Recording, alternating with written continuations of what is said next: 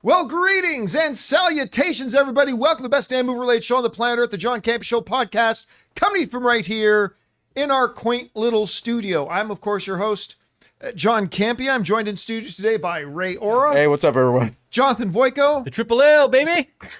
Chris Carr's here. Hey, everyone. And most importantly, you guys are here. Thank you so much for being here and making this little show part of your day. And here's how today's show is going to go. We're going to talk about 75 topics, and we're going to do one topic every 1 hour and 25 minutes, being inspired by the current Marvel announcement that's going on. But we do have some new stuff that we're going to talk about, and that's what we're going to do. But then in the second part of the show, we're going to take your live comments and questions. And here's how you get one on the show.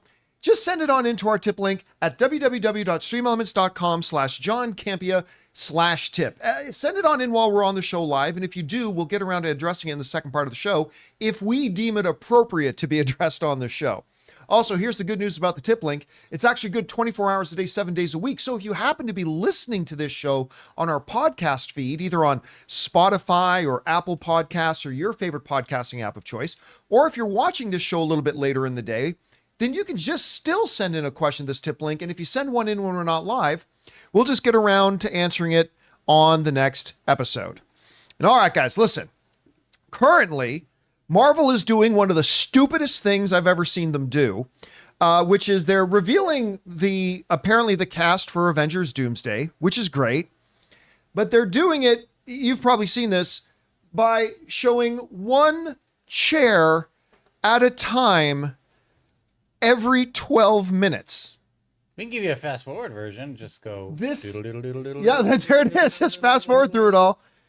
They will literally be done, without exaggeration, they're going to be done around, well, it's 11 a.m. our time, probably around dinner.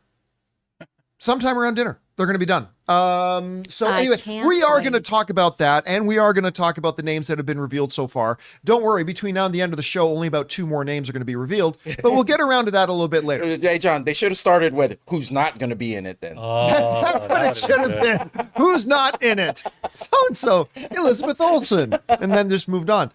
All right, guys, we're going to get to that a little bit later in the show, but for now, let's get things started with this. The brand new Seth Rogen series, The Studio, debuts officially today. Got to see episodes yesterday. You guys have heard all the pop coming out about this. Like, the advanced word from some of the critics who've seen has been, this is like one of the best things that's going to be on TV all year. It played a number of episodes at the South by Southwest Film Festival to ludicrously rave reviews from the audience. And guys, I'm here to tell you, this, Seth Rogen, as Variety writes, star-studded showbiz satire, The Studio is a shrewd send-up of modern Hollywood TV review. All right, it is described as both being a celebration of and roasting of Hollywood all at the same time. I'm going to say this. Seth Rogen's had a good career. I mean, not just in his comedic performances and stuff like that, but, I mean, as a producer, Preacher, Invincible, The Boys, on and on. This is the best work of his career. Hands down. Easy. No questions asked. This is the best work of Seth Rogen's career. The premise is simple. You've seen in the trailer. He's a lifelong movie fan who's been working at the studio, and he suddenly gets promoted to being the head of the studio. Except that he loves making true artistic films that have enduring qualities that generations will celebrate. But his board wants just movies that'll make $1 billion. And he's living in this, juxtaposition of trying to please both his desire to make great film and the studio's desire, or the board's desire, to make a lot of money. And it is one of the funniest satires. No, I'll say it. It's the funniest satire I've ever seen of the Hollywood system. It's amazing. And it's ludicrously true.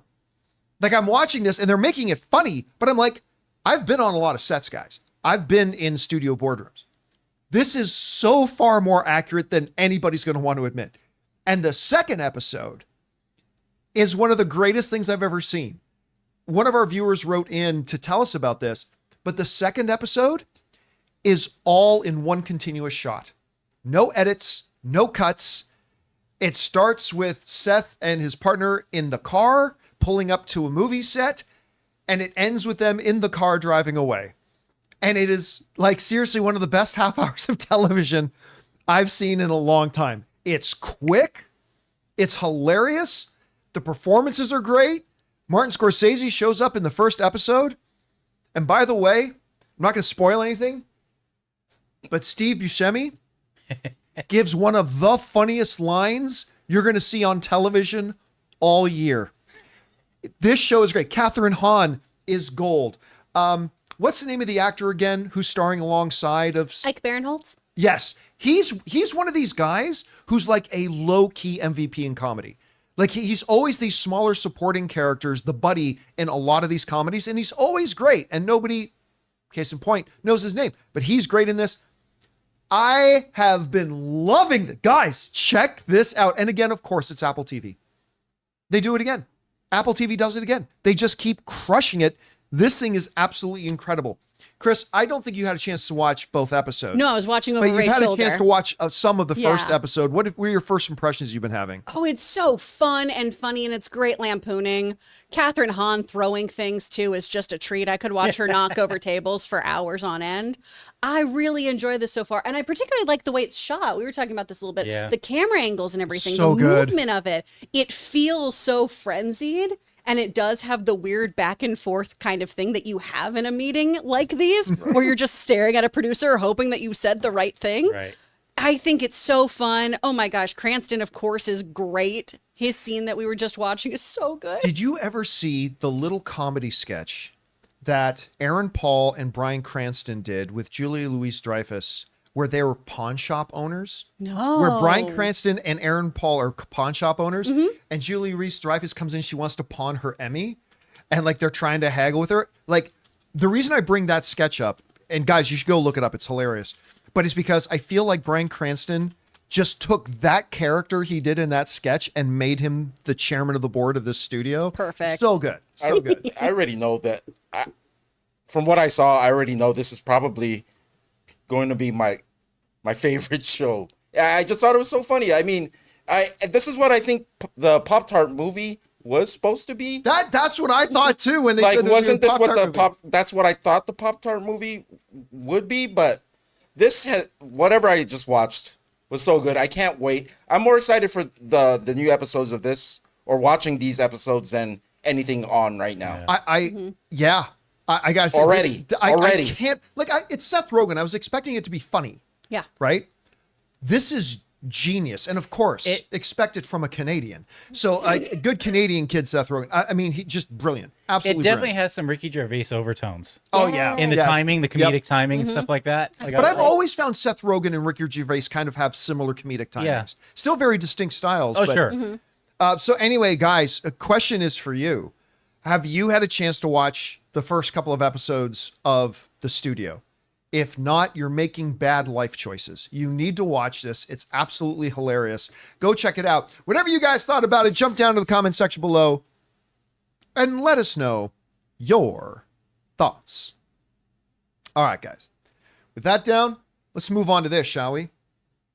We all know a new Harry Potter series is coming, and they're taking it extremely seriously. They went out and got some of the best producers and showrunners in the business to run it. They've been casting absolute A-list talent to be in it so far. But you know, I remember when fan casting was going on about different actors who could take over the roles, iconic roles in Harry Potter. One of the big fan casts was Nick Frost as Hagrid.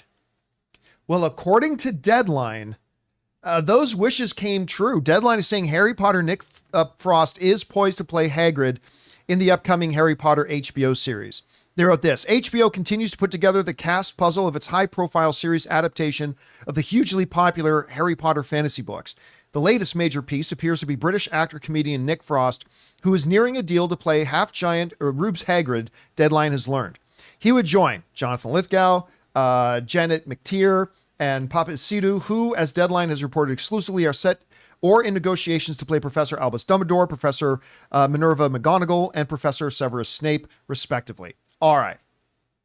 The casting of Nick Frost as Hagrid, it reminds me a lot of when Patrick Stewart was cast to play Professor Charles Xavier. It's one of the rare times in Hollywood where like the de facto fan casting choice ends up being who they actually cast.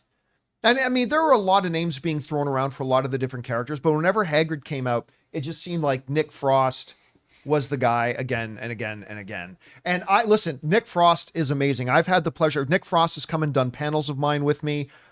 They've had me come in and do Q&As with them at the debuts of a couple of their movies. He's absolutely charming and delightful and wonderful and hilarious.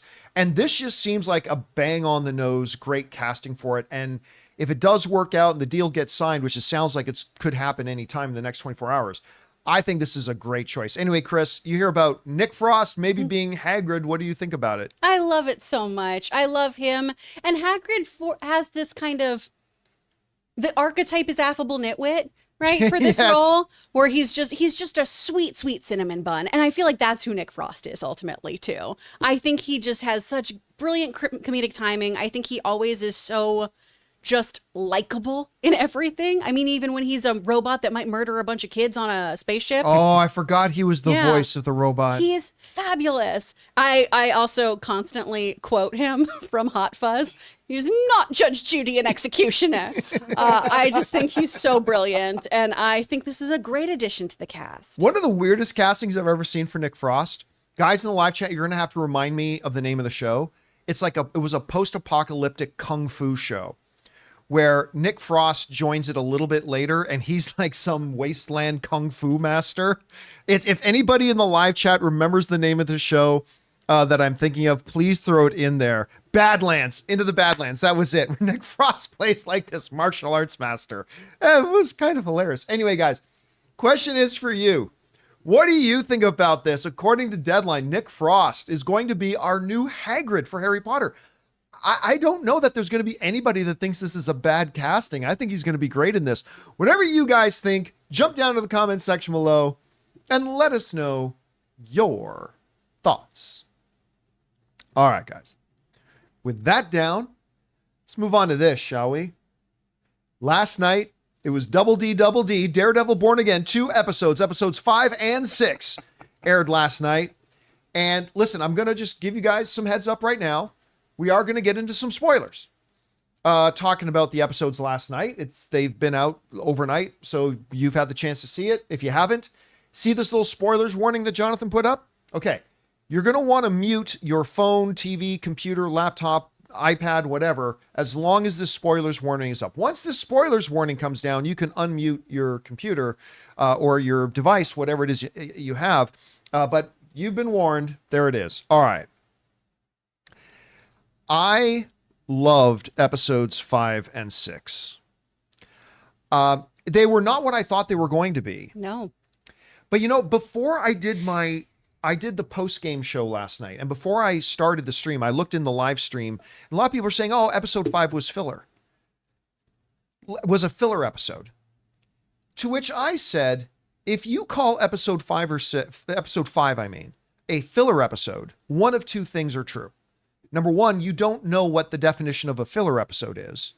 Or number two, you weren't paying attention to the major story, like season-long story arcs that were playing out in that episode. Because like a filler episode, and some of my favorite shows have filler episodes, and I love some filler episodes. Supernatural has filler episodes, and they're often quite good. Sometimes they're not, but often quite good. But the thing is, a filler episode is when an episode completely breaks away from the story of the show and just does a isolated, self-contained episode. Community even did an entire episode making fun of the fact that it was a filler episode, right? So it's completely isolated from any of the ongoing stories. Well, it's just an isolated thing. That was not episode 5 of Daredevil last night. There were two major things happening as far as narrative storylines go. One, the entire percolating gang war is played out. The entire bank heist itself was about that gang war. And I guarantee you, with Luca being the head of it, Luca, who then goes later and shows up in Kingpin's office, I guarantee you the fact that the bank robbery's gone bad is going to come up again later on. The whole thing about the diamond, that's going to come back up again later on. The whole episode was based on that big narrative that's running through the entire series. The second thing is this. It was the culmination, more importantly, it was the culmination of Matt deciding to embrace being Daredevil again. See, some people will see episode 6 when Matt goes, fuck it, and he goes and puts on the costume and goes fight. That's not when he decided to become Daredevil again. Episode 5 was the culmination of the season-long struggle he's had so far since abandoning being Daredevil, and then every episode being tempted, feeling that pull more and more and more to re-embrace being the devils of Hell's Kitchen. Because at the end of the episode, once the smoke has been cleared, the hostages are safe, Matt, at the beginning of the season, would have gone, oh yeah, the leader guy got away, but I'll leave that up to the system to deal with. I trust the system's going to deal with it, it's not up to me. Instead, Matt decided to be Daredevil again. He put on the mask. It wasn't his Daredevil mask because he didn't have it on him. He put on the mask, lied to the cops saying, oh, I got to go to the ambulance. Oh, and they rushed out there and snapped that dude's leg like a twig. By the way, that was one of the most awesome, violent shots I've ever seen. And the sound effect of it when the bone breaks in the guy's leg, is like chef's kiss, masterpiece. It was the moment he decided to become Daredevil again. That was episode 5. That wasn't episode 6. So, I mean, I thought the episode was great. Some great fight scenes, action scenes. I love the head of the bank robber crew. I thought he was really funny. And again, and having Mr. Khan in it was so great. Was so great having him, the Kamala's dad. And I really do hope they pay off that dinner. When he says to her, you got to have dinner, said, I'll take you up on that. Maybe I can meet Kamala. Like, I hope we get to see that at the end of the season, just as a little tag at the end. I think that'd be great. And then episode 6. Oh my God, episode 6. Can we talk about episode 6? Your show? The entire season of Daredevil has been a story of two parallel paths. Matt and Kingpin, both having believed they can leave behind who they were, and they're both going to do things differently. But as the show has progressed, you see the veneer starting to crack on both of them. And in episodes 5 and 6, I believe we see it. Well, obviously we see it happen with Matt in episode 5. And then Kingpin, man, I said this last night. You know, writing is amazing when you've got the villain on screen and you kind of low-key find yourself cheering for him. Because as Luca is standing in the mayor's office and threatening Kingpin, I just wanted Kingpin to pull a Vader, snap his hand out, grab him by the throat and lift him off the ground and then rip his body in half. But he didn't. But the performance by Vincent D'Onofrio, showing the frustration and still trying to keep it calm and all that kind of stuff. And then he goes and has dinner with the city elites, with the government officials, stuff like that. And they're all talking down to him. And you got the swordsman in there, which is so cool because Swordsman knows who Wilson Fisk is. Yeah. He knows what Kingpin is and he doesn't give a crap. He ain't impressed. He's the swordsman. It's like, it's so perfect for his character. And then finally at the end, you know what? When he goes and beats up Adam at the end, that wasn't about Vanessa. That wasn't about Vanessa. Oh, he may scream, mine, which is a great line, by the way. He may scream that. That was about, I've spent this entire episode being shit on, and I need to take it out on somebody.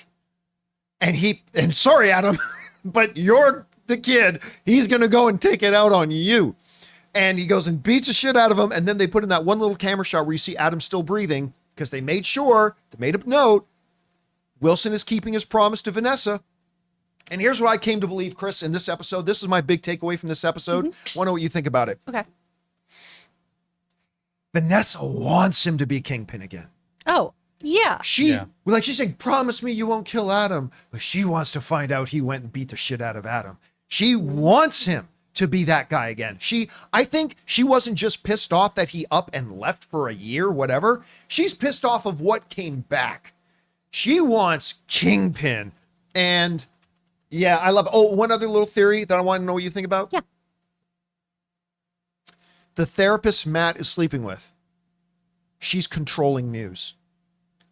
That little speech she gives, that conversation she has with Matt, she goes, I'm fascinated about, does wearing the mask then justify the things that you do? Does wearing, I want to write my next book about vigilantes. Does wearing the mask justify the violence that you then do? I wonder if she's not controlling Muse. Again, that's just a theory that came up on the after show last night. So anyway, what did you think about the episodes? And specifically, what do you think about those two theories? Ooh, I like that theory because we've already been kind of set up for she's probably going to deal with Muse and then be taken hostage and then her blood's going to be in a mural. Oh no, that's more interesting. I like that a lot. Also, yeah, Vanessa absolutely wants Kingpin to be Kingpin again because his whole arc right now is an arc about being impotent. That's what we're dealing with, is he is not pleasing his wife. He is not pleasing himself because he is not doing crime the way that he wants to anymore. He's not taking ownership of anything. He is a powerless man with the label of power, right? No one is taking him seriously. No one sees him as a threat anymore, as somebody who can do anything. That's why Luca felt that you just go into his office and talk down to him. Exactly. And in what world would that have ever happened before? You know, he would have had his ass handed to him. So the whole thing with Kingpin just beating the shit out of Adam is all about that power struggle. It has almost nothing to do with the fact that he slept with his wife. It's all about... Doesn't help. No. Doesn't help. I am justified in hurting this man. Yeah. Because that's also the other part of the struggle. I'm a good man. I've changed. I can better this city in a legitimate way. No, you can't, man. You really can't. So that whole thing is so interesting and fun to be watching right now. I loved Yusuf Khan showing up in this. I think he's so wonderful. I love that actor. I think he plays him so beautifully. I thought the dynamic between him and Matt was just so charming as well. I loved it. I want him to go on all of the adventures with Matt Murdock now. I thought he was just great. Remind me who again Yusuf is? He's Kamala's dad. yeah. Oh, okay. Okay. Kamala's dad, Yeah. Which was so great. I love the big heist episode. I think it's really fun and interesting. We have that little twist at the end too, with everything going to Luca. I don't see why people think it's filler. I can understand maybe people thinking it of like an elaborate one-off or a bottle episode almost, in that we are in that one bank location the entire time. But it really is about showcasing what Matt is capable of, how people are constantly underestimating him. And that is the real superpower here too, of he can do things as Matt, but sometimes he needs to do them in the Daredevil kind of way. And seeing this moment also does catapult him into, there's still a lot I can do with these skills that I've developed. There's still so much this city needs from me as Daredevil, not just as the solicitor. The one thing too that I really liked about the episodes was that, and I mentioned this a lot last night, was that they don't just gloss over the fact that Matt hasn't been acting as Daredevil for over a year. He's rusty. I love the fact that when he gets into that stairwell fight with the bank robber, the bank robber gets in his shots. That when he gets into the fight with the cop on his, with the guy dressed as the cop in the street before snapping his leg, that guy gets in some shots. That when he fights Muse gets in some shots. They're not glossing over the fact that Matt is rusty. And I like the fact that they're embracing that too. And then we haven't even talked about Muse. My God, that was great. I mean, they're not giving him the superpowers that he has in the comics, and that's fine. That's not really the most important thing about him. It's what he represents. And I thought the episodes were absolutely fantastic. Guys, the question is for you. What do you think about episodes 5 and 6 of Daredevil? I love them both, 6 especially. Whatever you guys thought about them, jump down to the comment section below and let us know your thoughts. Okay, guys. With that down, we still got to talk about some interesting comments that Ben Affleck has made about never going to do superhero stuff again, but more importantly, why he's not going to do superhero stuff anymore, and kind of what made it a bad experience for him. It's not what I thought it was going to be. Also, Marvel is still running the slowest, dumbest announcement thing ever. Even though we're getting some great things out of it, there's a million ways they could be doing it better. It's still going on. As a matter of fact, in the half hour since we've started the show, they've announced 2 new names. Woo! Yay! We're gonna great names. We're gonna talk about that too in a little bit. But before we do, we're gonna take a quick second and thank one of the sponsors of today's episode of the John Campea Show podcast, our friends at Kikoff.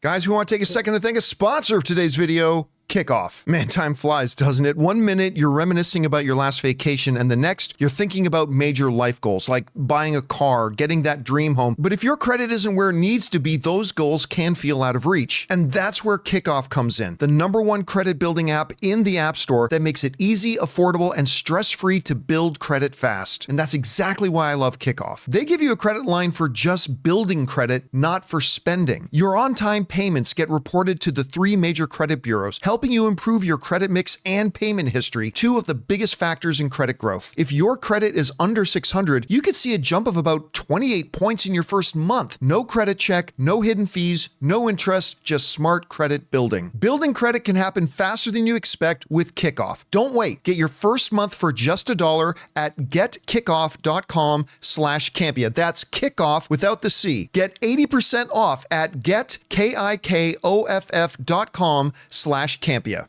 Must sign up via getkickoff.com/Campea to activate offer. Offer applies to new customers first month only, subject to approval. Offer subject to change. Terms and conditions may apply. Point stat based on Equifax Vantage Score 3.0 changes for Kickoff users starting under 600 who made their first on-time payment between January of 2021 and March of 2024. Payment and credit activity outside Kickoff can have an impact on your credit. Individual results may vary. And thank you to our friends at Kickoff for sponsoring today's episode of the John Campea Show podcast. All right, guys, with that down, let's talk about this. You know, I don't mind telling you, Ben Affleck has been my favorite Batman. I'm not saying he's been in the best movies with Batman, but I've loved his take and his approach to Batman. I've said this a lot. He's like the one actor who really got that he's not Bruce Wayne. Bruce Wayne is the fake mask. Batman is the real person. And Ben Affleck totally got that. And him and Zack Snyder did the character in such a way that I thought was most true to the spirit of the comic book character that way. But of course, you know, everything went south and all that kind of stuff. And Ben Affleck has talked recently about the fact that he's probably never going to play a superhero character again. But he's just brought up some really interesting, very self-aware comments. And one observation that I think is going to divide a lot of people, but I thought was actually very insightful. Now, the folks over at Variety talking about this thing, the headline being Ben Affleck says, "I've lost interest in superhero movies and Batman skewed so old that quote unquote, my son was too scared to watch. Oh shit, we have a problem." So I'm just going to read a couple of things here from it because I think a couple of them are really neat. First of all, is this quote here. "There are a number of reasons why that was a really excruciating experience playing Batman," Affleck told GQ, "and they don't all have to do with the simple dynamic of, say, being in a superhero movie or whatever. I am not interested in going down that particular genre again.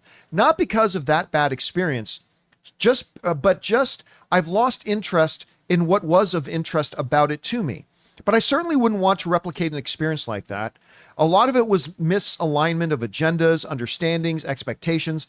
And also, by the way, I wasn't bringing anything particularly wonderful to that equation at the time either. I had my own failings, significant failings in that process and time. I mean, my failings as an actor, you can watch the various movies and judge," he continued, "but more of my failings in terms of why I had a bad experience. Part of it was what I was bringing to work every day was a lot of unhappiness.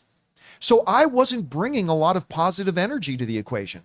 I didn't cause problems, but I came in and I did my job and I went home. But you've got to do a little better than that." So right off the bat, one of the things I really do like about his statement here is like saying, hey, you know what? Yeah, it was a messy experience, but you want to know what part of the problem was? Me. Now, we now know, as the stories came out, a lot of the behind the scenes struggles and issues that Ben Affleck was having, but him actually saying, I wasn't bringing anything positive to set. I was showing up to work unhappy. And like I didn't cause problems. I did my job, but I love the fact that he's self-aware enough to say, if you want to make a great movie, you got to do better than that. And he's pointing, instead of sitting there throwing other people under the bus or whatever, he's just kind of pointing at himself. And I really like that. Now, he goes on to talk about this. He said, Affleck now runs a production company, blah, blah, blah. I want to put together partnerships and filmmakers and cast a studio apparatus that's aligned precisely. That kind of misalignment doesn't happen, and you have a much better work experience. While the actor had good moments on set and liked creatively his approach to Batman as a sort of older, broken, damaged Bruce Wayne, a clash started to brew over his Dark Knight and the larger DC universe being too adult. Now, this is where people are going to be divided. What happened was it started to skew too old for a big part of the audience, Affleck said. Like, even my own son at the time was too scared to watch the movie. And when I saw that, I was like, oh shit, we have a problem. Then I think that's when you had a filmmaker that wanted to continue down that road and a studio that wanted to recapture all the younger audience at cross purposes. Then you have two entities, two people really wanting to do something different, and that is a really bad recipe. You know, one of the things, as over the years, as Rob and I have talked about the collapse of the DCEU, even though I like almost every film in the DCEU other than the Harley Quinn movie and other than Wonder Woman 1984. I've liked pretty much every other DCEU movie. But, and I don't think there's anything wrong with skewing darker and all that kind of stuff. But one of the things that Rob has always mentioned about the DCEU, and he loves a lot of the movies too, is that a lot of them were absent of joy. Mm-hmm. And I think even for the DCEU movies that I love, there's truth to that. You can have darker themes and a heavier movie and still have it's still a comic book movie. You still want to have some shots and elements and moments of joy, you know, and it missed a lot of that. And this sounds to me, what Ben Affleck is talking about is saying, you know, I realized even my own son didn't want to watch this. Like, and so we had filmmaker who wanted to completely take the cinematic universe that way. And then you had a studios like, but we have to make this accessible to younger audiences as well. You can do both. Like, the option isn't either The Departed or Barney the Dinosaur. There is a middle ground. And I thought that was really insightful of Ben Death to Affleck. Smoochie. Yeah, yes. You get Death to Smoochie. Dark themes, Well very done. funny and filled with joy. That was perfect analogy, actually. So I thought it was really insightful comments here by Ben Affleck and understanding what a bad experience it was for him. Anyway, Chris, you read the interview with him and some of his comments. What stood out to you? Definitely his points about the DCU, of just what that was. Because the big thing in superhero fare is, why am I rooting for you to save this world if you don't even enjoy being in it? That's how I felt watching so many of those. Of, you absolutely can have darker storylines. We see it in comics all the time, right? We can do something fun, wacky, and bombastic, and then we can have some real heartstrings moments. But I need you to want to save the world because you like living in it, and you like your life, and you like the people in it. And I feel like so much of the DCEU before was just gloom and doom and everyone being pretty sour.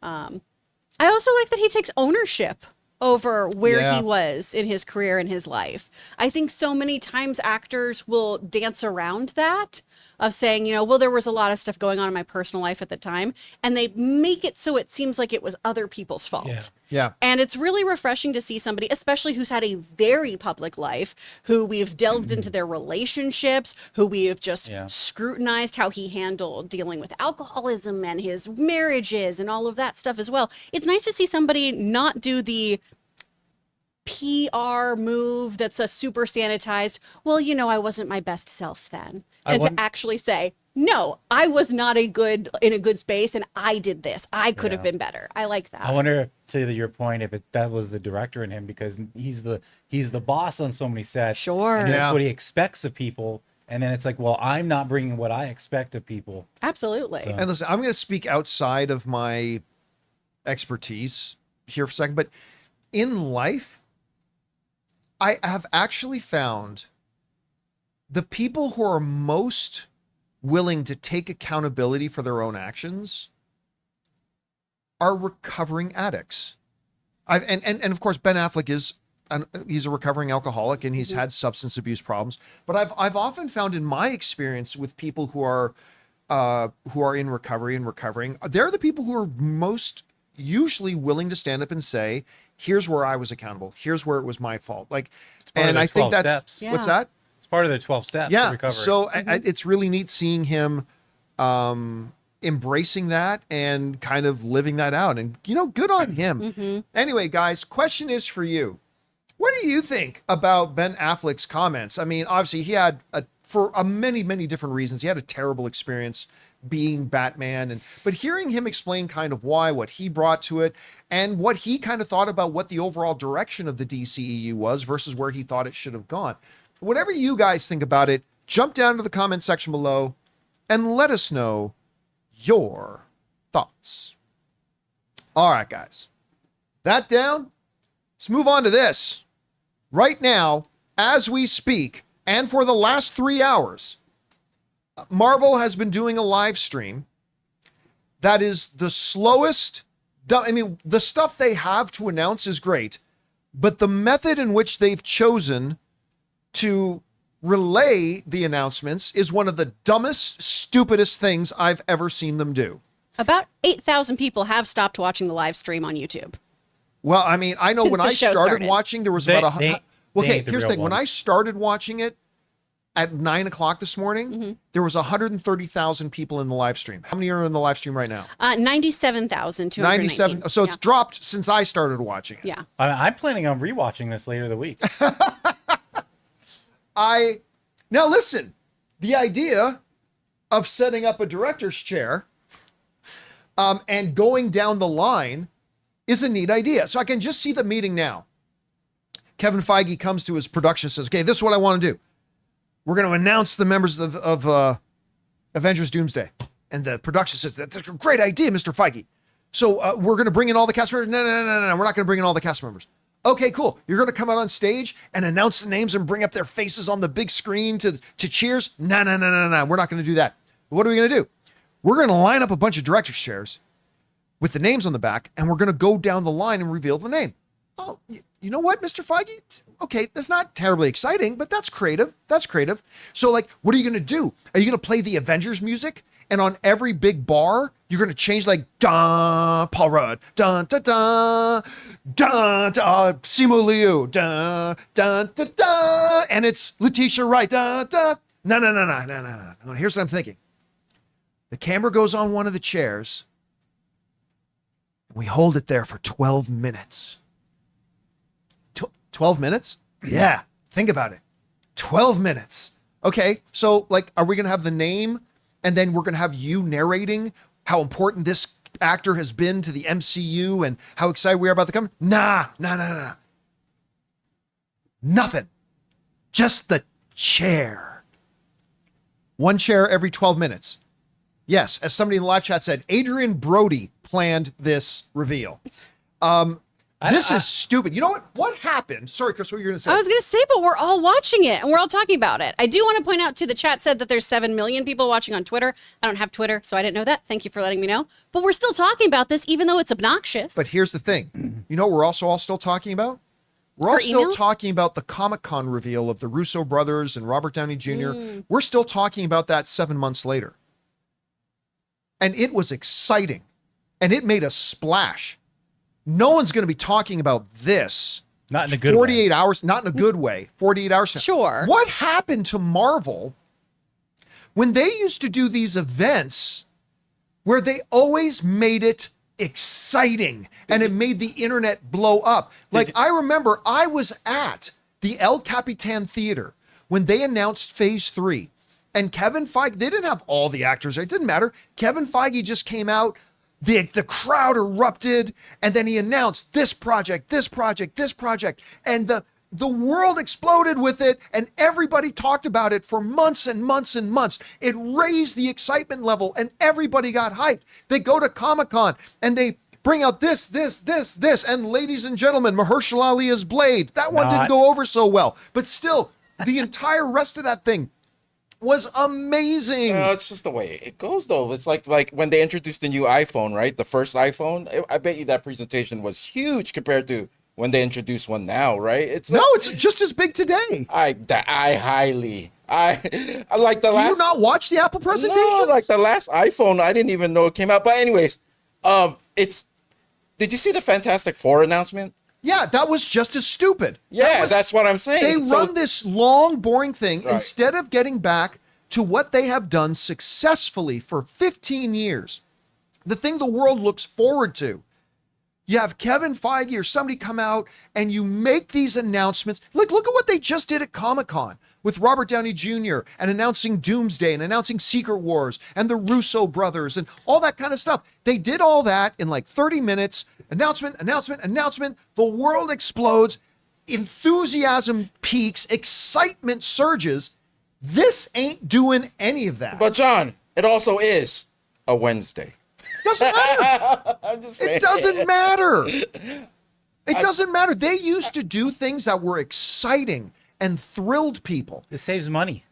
But does it? Yeah, you just got one guy with a track and a camera, and you just pull back every 12 minutes. I just don't know how expensive it was to have Kevin Feige on a stage with a microphone, say all the names and bring their names up on the screen, and the world would go crazy. Yeah. So yeah, a bunch of people are watching it because we want to know what the news is, but we ain't going to be talking about this. But we also know about the quality of Marvel movies lately. I don't think it might just feel it's cool to see like the head maybe excited about what's coming up. Of course, that's always good. If Kevin Feige came out, he's like, I know we might not have pleased all of you recently with our releases, but we got this coming up, and we really are proud of what we've done, what we're working on, and we're excited to announce this and that, right?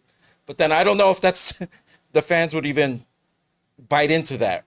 Look what happened at Comic-Con. They did bite into it. Well, we'll see when the numbers come out. D23. We'll see when the numbers come out from the movies when they come out. Well, yeah, but what I'm saying is, we're talking about the announcement event, right? And why have they shit the bed so badly on that debacle that was that Fantastic Four trailer? It was so awkward. That was terrible. The questions were like, what? But even before that, they said the lead up. stream starts at this time. Yeah. Okay, cool. So people wake up early and they're like tuning into the stream to get an hour and a half of some still pictures and old 1960s. Footage. Yeah, that countdown should have been the clocks. lead up, and you give us the real time. And then the payoff for it was some short 15-minute, super awkward, canned interview. And like, so I just don't get it. Like, Marvel has always killed it with these big announcements, getting everybody excited, raising the bar, raising the temperature. Everybody gets hyped. And they D23, they killed it. Comic-Con, they killed it. And now you're doing something like announcing the lineup for Avengers and Doomsday, and you're literally going to have a 7-hour stream of just one chair at a time. I don't know. I think this is horribly disappointing. Now, let's move on from how stupid this whole stream is that they're doing. Let's talk now about what is actually getting announced, which again would have been more exciting if they just put out a press release. What's actually getting announced so far? I believe we have 17 names. They So just so added far- Tom Hiddleston. Yeah, they added Tom Hiddleston. So Tom Hiddleston's been added at the bottom Yeah. there.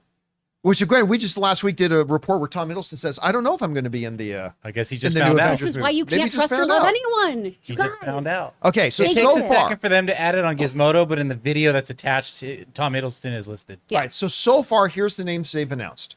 No big surprises here, except for one. One is a kind of a big surprise. Chris Hemsworth, All right, now he's on the list. Vanessa Kirby, Anthony Mackie, Sebastian Stan, Letitia Wright, Paul Rudd, Walmart Captain America, Wyatt Russell, Tenoch Mejia. Mejia. I'm sure. Did I pronounce Kids it are right? ages, yeah. Surprising. Eben Moss Backrack, Simu Liu, finally going to see Shang-Chi again. Florence Pugh, Kelsey Grammer. That's the one that's surprising. That was a surprise. I on mean, it that. shouldn't be that big of a shock since he showed up at the end of the Marvels, but still, seeing Kelsey Grammer's name pop up there was pretty surprising. It's and nice great. to see follow through. Yes. Yeah. Yes. That's refreshing. Danny But he- Ramirez, who is the new Falcon. Do we know who he's playing? Is he playing Fraser? Beast. Oh, He's showing up as Is he Frasier. playing Frasier? Stuffed salads and scrambled eggs. Where's Diane? Danny Ramirez, who's the new Falcon. Joseph Quinn. David Harbour. Winston Duke. M'Baku, one of my favorite MCU characters. Hannah John Kamen, who is, of course, Ghost. And now they've just added the name Tom Hiddleston.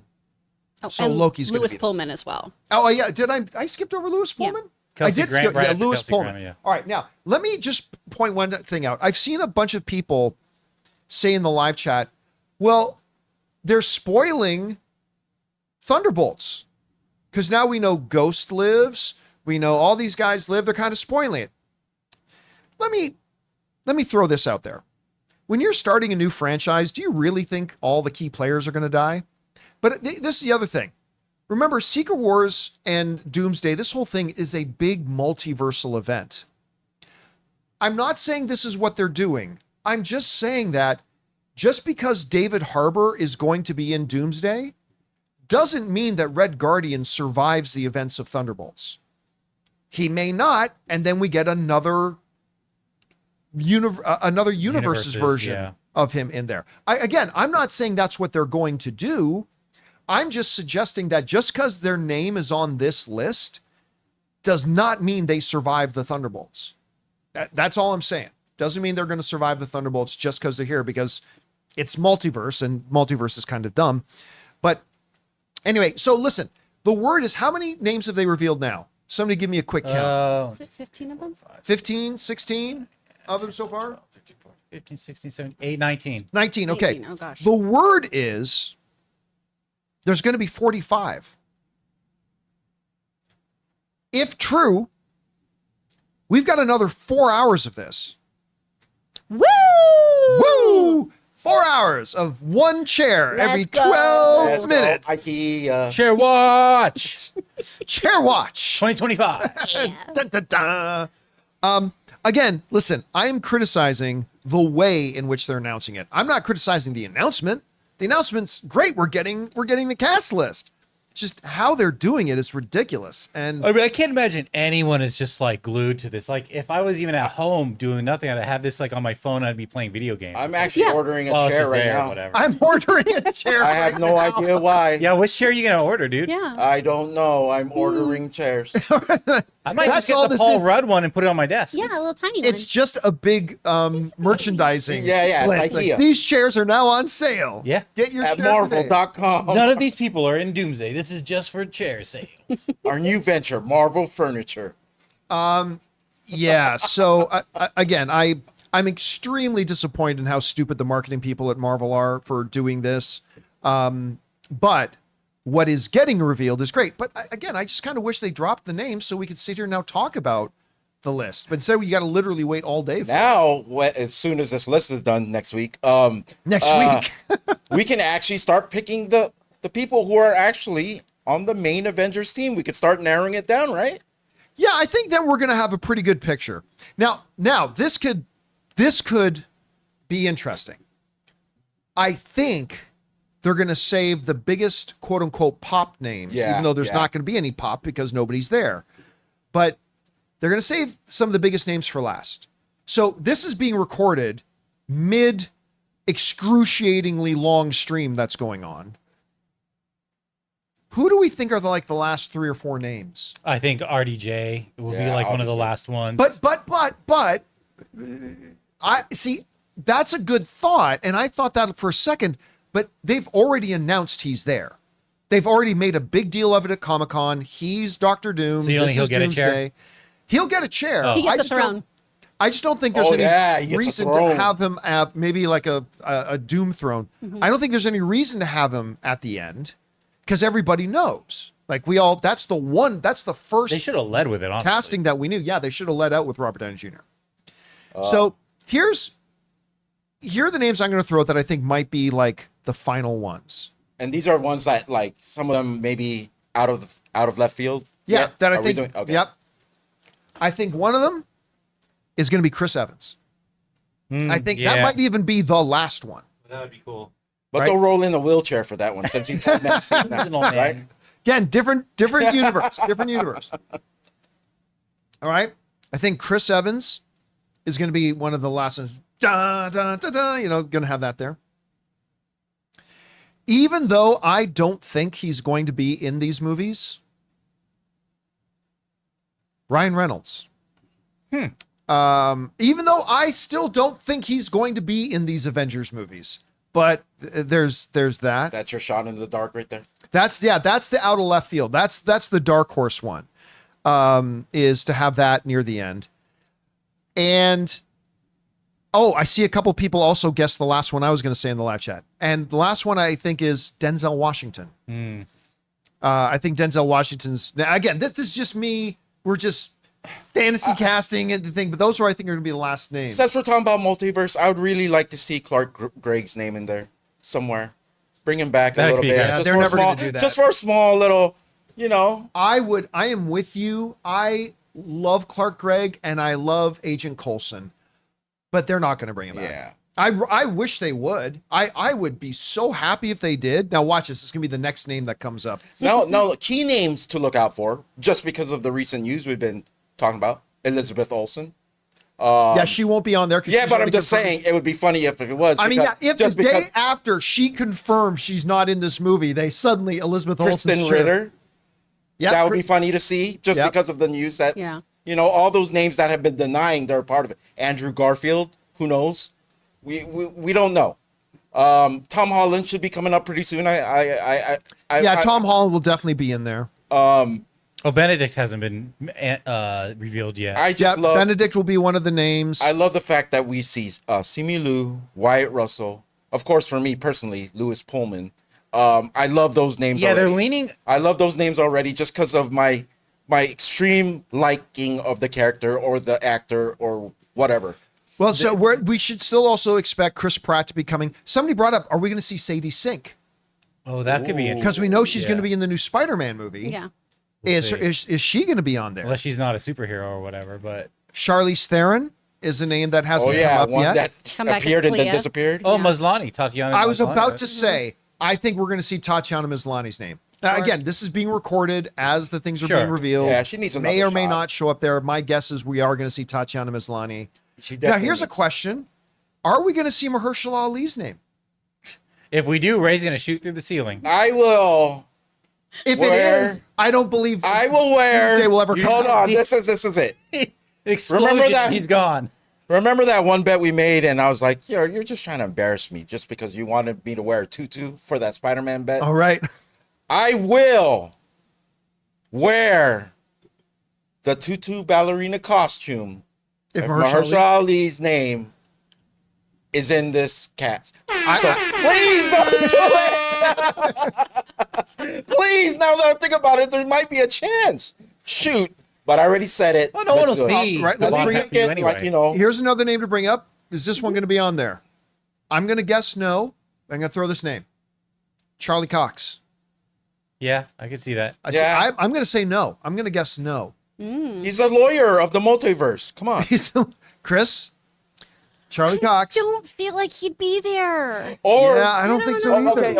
okay, I got one. But he Will- might be in Secret Wars. Secret Wars. You could Will be. we see an announcement of actors' names that haven't been in the MCU, that haven't Maybe. even been Yeah, cast, I think that's possible. that haven't even been cast? Yeah, Like I think it would not be shocking to me to see one or two names come up that have not been, that are known names, but we haven't seen them in the MCU yet. They I think seem it's possible. to have focused at one point more on what do you call it?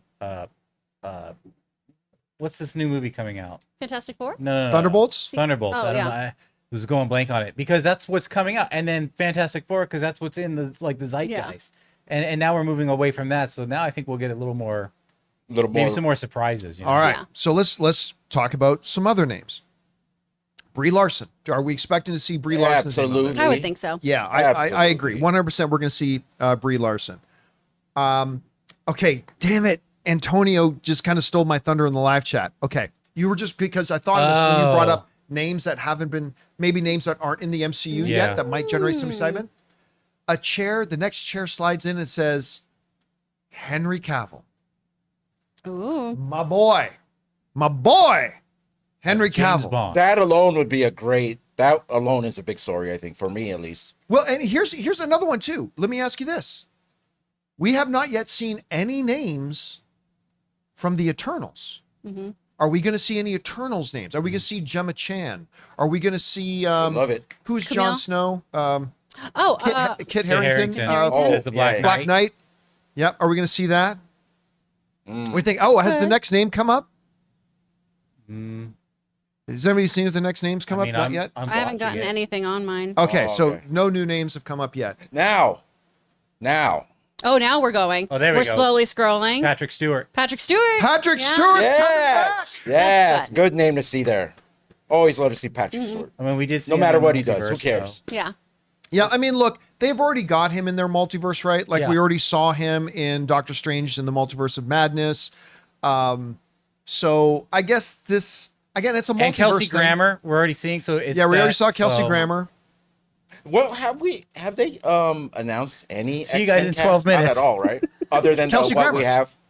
Kelsey, Other than what we have. No, I meant in general. okay, I the want next to hear X-Men. the way that sentence was structured. sorry. Have they announced any X-Men other than the ones we already have?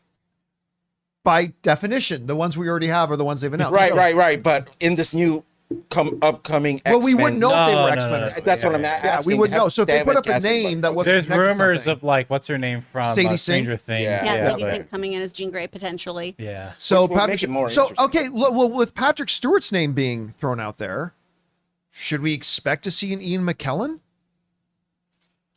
I don't know. He's They been gone haven't for a had little him- too long from the. Because then you have to bring in Magneto and an antagonist. I mean, you didn't have him in Multiverse of Madness. But I mean, he was in X-Men: Days of Future Past, and he And was they only were- in it for a little bit. Yeah. And allies, you know. Yeah, he was sometimes just in it Charles just and for a Magneto little bit. Are buds. And I know Doctor Doom is the big baddie in this film, but will we see names that play villains, Doom or did play kills villains. Magneto. Boom, Like, right well- out the gate. or is Dang. it just all heroes that were? I know. Listen, it's revealing? possible. Well, I mean, it's possible we see Josh Brolin's name come up, Right. because if you know the story of Secret Wars, Right. Thanos does have a part to play. Mm-hmm. Not a long part, but a part nonetheless. So that's there as well. So, Yeah. any other names that we haven't seen, or maybe we should Or- expect, or maybe out of left field? Or they give you a little switcheroo and it's Josh Brolin, but as Cable. Ooh. Oh, So we don't actually know. It could be Cable. I don't. Cable doesn't appear in Secret Wars, does he? I can't recall. Maybe he does for a panel or two, but I don't recall. seeing- We could expect. Whereas it- Thanos is a part of Yeah. the Secret Right. Wars we story. could expect Paul Bettany to have one of the chairs, right? Vision. Vision. I would expect Even though we that haven't would be seen in him there. for a while, Yeah, yeah, you're it right. could That's be a good there. one. Paul Bettany is one we haven't seen would yet that will expect probably be a because- part of it. I'll be interested to see how the youngest name that's going to be in this reveal. Ms. Marvel. Yeah, Ms. Marvel. Yeah, Yeah. Ms. Marvel will be in there. It's still interesting. Here's a good question: Samuel L. Jackson, Nick Fury. Yeah. I mean, I don't. They may Where did wanna- we leave him? I never finished We Secret, left it with Secret Invasion. I never finished it, so I don't know what. It's what so happened. good, dude. He You goes gotta watch back it. off into. You gotta watch it. You know, oh, it's so bad. So good. I wonder if they might just want to Why do you avoid not that. Why Okay, are you you the didn't way say you that. are? Huh? Why I are was you- just thinking about how good it was. No. I love. Okay. Everything is subjective except Now, for that. talking about maybe one of the final names, like we're talking about Chris Evans, maybe Ryan Reynolds, even though I don't think he's going to be in the movies. Another name I don't think is going to be in the movies, but would be a big final reveal chair, Hugh Jackman. Yeah. Yeah. See, again, I don't think Hugh Jackman will be in it, but But now that Patrick Stewart, is it would there, be a maybe? big, I mean, with Patrick Stewart being there, Mm-hmm. it would be kind of a big pop moment. But I figured Again, I again just that- wish I wish this was a live event with Kevin Feige on stage and just listing off the names coming rather Yeah. than But this is so much better. But, But but what if the end I- we get a 5-minute preview? I just feel like Hugh Grant would have been more like for Secret Wars again, like not Hugh Grant? Hugh Grant. Hugh Oh, Grant. dude. That'd be I want cool, Hugh Hugh Grant. Grant. Yes. Yes, Yes. yes, Captain America. Question. He does his blinks. He's like, so are we suggesting? Hugh Grant is the new Kang. Yeah, God. dude. I that want would- that movie. I would love Hugh Grant as freaking. Give that to me. That's perfect. Any man. other names? Oh, we'll probably see the Rambos back in this, both versions. Oh yeah. Oh, yes. Because Oh, she's with because Beast. yes, She's she's with in that. Kelsey Grammer Photon and, everything, yeah. her mother. Yeah. Yeah. Yeah. Because that they were with Beast at the end of Yeah. both of them were with Beast. Here's a question: what about members of the other than Patrick Stewart, the other members of the Illuminati that we saw in Doctor Strange: The Multiverse of Madness? John Krasinski. as his own version. Of, Yeah, as his well, he own. got killed though. Yeah, but that's just one universe That's one version. of it. There could be other versions It'll where be- he looks like that. Yeah, it'll be interesting if we Well, see that's Hugh Grant. any of the There Inhumans we go. actors be listed. Well, I mean, Well, Black one of Bolt the- at least. Black Bolt, yeah, could be one of them. Again, I want to go back to the whole thing about Eternals because with Eternals, like I said, you got Kit Harington, you got Gemma Chan, Salma Hayek. Kumail Nanjiani, who I love his Kingo, man. I really do like that character. I think he's going to be in there too because they really keep referring to Kingo throughout What If. I really think they're trying to kind of cling on to that character because even if you didn't like the Eternals, most people liked Kingo. Will we see any of the cameo actors that never were in a movie, like Harry Styles, come up? Oh, were they in? I mean, they did set him up as again scenes. Thanos' brother at the end of. Will we see that on there or names like I don't know that? how much is paid off and how much they're just dropping. Yeah. But it is cool to see P. Stewie in this. I do believe there's like when we get closer to like the last names, there is a hierarchy that we're gonna start seeing in what they're revealing. Like you said, there's gonna be the top of the top. Michael B. Jordan. Oh, I would love to see his name, but I have no. Again, it's a multiversal thing because so true. he's dead. They can bring him back in. I mean, they did it in What If. Oh yeah, multiverse where he's like the actual king. Wakanda. Maybe, possibly. could do that. So again, listen, it is great that we are getting the announcements of these of who's going to be in it. That's great. I just really hate the way they're doing it because literally, I mean, you could have a talking turtle on screen talking, and you'd still have 200,000 people No, watching. what they should the have stream. done was just have a tortoise, and at the pace of the tortoise walking. Yep, pulling a ticker tape behind him ticker with tape. all Yeah. the reveals. And the tortoise is that would wearing still get all these views. the tortoise is wearing a tracksuit. Just because he's so slow, he needs that tracksuit for the extras. I figure he's part of the mafia. They could have just done like Bro, Bro, they could have just done like next like up, mock- Benedict Cumberbatch. now, They just announce it the whole time. so now, of course, another question is going to be, once they do go through all the names, Then- is there then going to be some kind of presentation? It goes backwards. It's just right back. They have to have some kind of big payoff at the Yeah, end no, here. that's what I'm It can't- thinking. I refer you back to that Fantastic Four streaming know. event. Unless I someone feel like if this is like a 4-hour stream, you can't just end with like, and here's another chair. Bye-bye. You could do that, but It's should just going to you be do like that? a Ferris. Should you do It's that? just going to be like a Ferris Bueller like end credit. Like it's Get outta over. here. Go. Yeah. Oh my gosh! But if they had like Jeff the Shark end this and be like, Oh yeah. Ooh, I got another name. let's get out of here. I got another name. All right. Jeffrey Wright. Oh, Why? Who's He was Beyonder, right? He's the Oh, Beyonder. Beyonder. Or the Watcher. The Watcher, The Watcher, not Beyonder. I should say. What about the third Russo brother? Let's Oh, sorry. Third Russo. Bro Russo. The third Eddie- Russo. Eddie Russo. Bro Russo. Just has smoking a cigarette. He's like, hey, how you doing? I'm the new director. Eddie Bro Russo. Bro Russo. Russo. dang! I'm sorry. Oh, I want to get back to the Jeffrey Wright thing for a second. But before, so Anna, one of our favorite restaurants in Vegas is called From Russo's Breaks Called- and no, Alignments. I can't. It's a Southern Kitchen, something Nellie's Southern Kitchen is what it's Okay. called. It's in MGM. It's actually owned by the Jonas Brothers. I see. They own it, right? So the last time Ann and I were there, like this guy comes in with a little bit of an entourage, and everybody in the restaurant just kind of crowds around him, and we're like, "Who is that?" And they're like, "It's the fourth Jonas It's brother." the bonus Jonas. It's the Yeah. bonus. I didn't even know there was a bonus Jonas. So Yeah. the bonus Russo, Bro Russo. Yeah, okay, so let's get back to the Jeffrey Wright thing.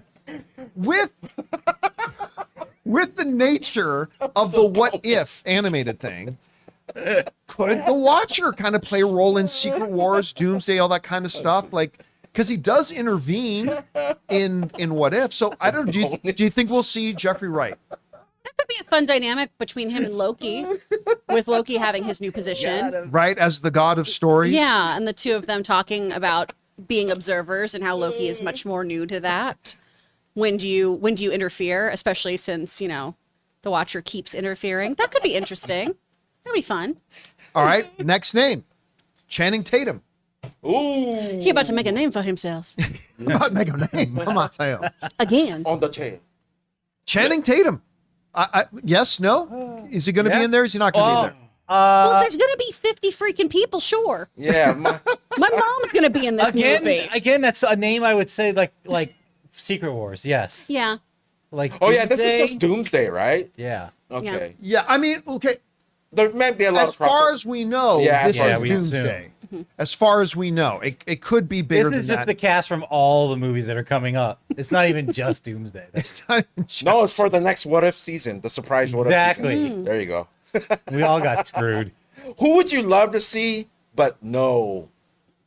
Like, Will there's not- no way.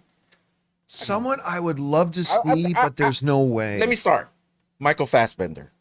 Ooh. Yeah, I would love to see him I'll go so far as I don't playing in think this playground. Oh, I Michael don't think Pena. there's Someone said. no way. Who? Someone Michael said Michael Pena. Pena. Well, okay. Well, let's start with Michael Yeah, Fassbender. yeah. I wouldn't say there's no way. I mean, if Patrick Stewart is in there, Stewie. again, I'm not saying it's probable. I'm just saying I don't think it's accurate to say that there's no way Michael Fassbender's. That could be a possibility. I am telling you, one of the biggest missed opportunities for the Marvel Cinematic Universe, and I have no proof of this, but the only thing I can imagine is there was some personal fallout. Michael Pena should be utilized. Luis is a fabulous character. When you can create a character that the audience loves and is just rich in personality, how Luis was not even in Ant-Man 3, Really weird. I just don't get it. I really don't get it. And I would, if you sing a name I would love to see, but there's probably no chance, Michael Pena. I would love to see Michael Pena's name pop up, but I really don't think there's any chance they're going to. But again, it would be great if they Well, thank did. you, Logan, for the support there. And he adds a chair as a sticker on set. Yay! On set. Are we still on Patrick Stewart? We're He's still on Stewie, Patrick yes. Stewart. Why not every 1 minute? Or Why even not, 5 like- minutes. Like, why? What's the big wrestling event called? Oh, Royal Rumble? Royal Rumble? Why not like Royal Rumble, like every 1 minute, Every a new 2 name? minutes. I would love that. Like, So why that'd be every incredible. 12 minutes? This is so I stupid. have- People had brought up Oscar Isaac or Aaron Taylor Johnson, also known as Ricky Tiki Taki. I think we might see Quicksilver. Because we didn't see enough of him, I thought. I really like that character. I His don't version. know. I'd be down for it. I listen. I would be totally down for We Aaron Taylor should be, Johnson to be dude, there. because- Yeah, but maybe he's in It's like been about 12 minutes going back on the tickers. maybe he's in I the think we got one superhero. coming up here soon. Listen, somebody brought this up in the live chat. This is a good one. Here's another name. Jonathan Majors. No way. No, maybe No way. a small part to hand off to kill his character. I have no idea. Not a With chance. the audio Yeah. that just came out and how Disney Yeah. is very reactive, Yeah. I don't feel like that. Yeah, would I don't Yeah. think so either. No, probably not. If they were to do that, but then it's like, but yet you wanted to scrap James Gunn back in the day, like, come on. Yeah. So on the one we are expecting Chris Pratt though, right? Or Yes. is it I safe am, to yeah. say? Yeah. Yeah. A surprising thing because of what happened. Ed Norton. That would surprise me if they had him in this. Ooh. Wait a minute, but as Hulk instead of I don't know, just Ed Norton in general. So you could have two Hulks. for the price of one. Yeah. Well, Multiverse. listen, Multiverse. multiverse, a Hulk world. Running into each other. Maybe. Look. Here's the thing, though. But the reason I'll say no is I don't see that being something that would interest Ed Yeah. Norton in doing No. it all. Yeah, he's too serious. Too also, loving. it's not like they were different. Oh, there's a new name coming in. What Apparently. about anybody dead Anybody did. that we've Well, killed it's off? multiverse. Here we go. It's Ian McKellen. Wow, we were so wrong. Wow, the X-Men are back, baby. That's so nice that they get Yeah. to So- sit next to each other since Yeah. they're besties. That's what. As soon as I saw Patrick That's Stewart, I'm sweet. like, That's look at amazing. Stewie Now that I think about it, McKellen. He's Stewie and I Kelly. I haven't seen him on screen for a while. I don't remember the last thing I've seen Ian McKellen in. I saw him in wait that till one they like drop their heist album. movie that he was in. What was the last Ian McKellen movie you guys? Any of you I guys gotta remember? look it up. Because I haven't. So He was in like this little like it was like setting up a heist movie. I'm trying to remember the name. I'm very happy to see his name. Is what all I'm trying to say out asking that is because I haven't seen him Yeah. on screen for a while. Although I do feel like and I'm not mad at this at all. I as soon as they said Patrick Stewart, I said I'd like to see Ian McKellen in there too. But I feel like Patrick Stewart and Ian McKellen have both gotten like 8 different phone calls over the past 10 years. What do you think about coming back one last time? 7 times. I Yeah. feel like that. Wasn't Days of Future Past supposed to be like the one last time? And then Multiverse of Madness, one more time. Yeah, but then they get to just go do weird theater together. Where I'm Yeah, sure that's Patrick true. is like, Ian, let's do Waiting for Godot again. That's it. The name of the movie, Mastermind MMA pointed out, The Good Liar. Oh, that's nice. That was the movie he was in, and he's really, really good in it. So we got that. So, like, look, we got Kelsey Grammer as Beast. We got Patrick Stewart, Ian McKellen. Are we expecting Straight Outta Paradise James Marsden? I would love if James Marsden I showed up would in this. love James Marsden. And I would actually. love for them to write him a much better Cyclops. What if he's next? But I mean, like, with all these characters, they're all going to get like 5 minutes of screen time. Sure. Right? So I don't know how much depth you can give. I mean, is it automatic now that Halle Berry's name is going to be popping up here? Is that an automatic? Yeah, I think so. Maybe. Could be. I mean, There is no Storm yet, so we'll get us some Storm. and listen, I have been saying for over a year that I do not, and I said it in the stream, I do not believe that we are going to get Hugh Jackman. I think Hugh Jackman is truly done. I think he just came back for the one last hurrah with Deadpool and Wolverine. And what a way to go out. Having said that, even I am starting to wonder a little bit. Kelsey Grammer, Patrick Stewart, Ian McKellen. Listen, man, if Ian McKellen Listen, can get in even shape for I this, gotta say at this he can. point that Hugh Jackman's name popping up on a Or- chair here might be possible. Or a person playing Wolverine. So Henry Cavill's possible too. The Calverine? Yeah, Wolverine, to yeah. just play Wolverine, have the same sort of thing with Patrick Stewart, like that same sort of, but just in a different universe. Maybe. You know what I mean? Could be. Because I felt strongly about Hugh Jackman being out of the game after Deadpool and Wolverine 2. After that movie. Like I thought really he believe retired. that's it. He was done. But I'm just saying, like, even somebody who's been as staunchly, we're not going to see Hugh Jackman, seeing Patrick Stewart and Kelsey Grammer and Ian McKellen, is it really so crazy to think that we're going to see somebody saying Daniel Radcliffe? Dangle. I would love if it was That Daniel actually, yeah. Radcliffe. That'd make me so happy. I can't find them in the chat now, so I'm so sorry that I don't remember who said it. But somebody put out there Nick Cage as Ghost Rider, Yeah, and that I won't think that'd be happen. really fun. It'd be fun. It won't I would happen. love I'd love it. a quick little cameo. I would love It'd it. be super. Would anybody actually love it? Me. If he's You Ghost hated Rider. the Ghost Rider movies. Oh, but I love Nicolas Cage, and you can just kill off Ghost Rider real I know. fast. But I mean, you could put Nicolas Cage as something else. As long as That's he's driving true. Eleanor.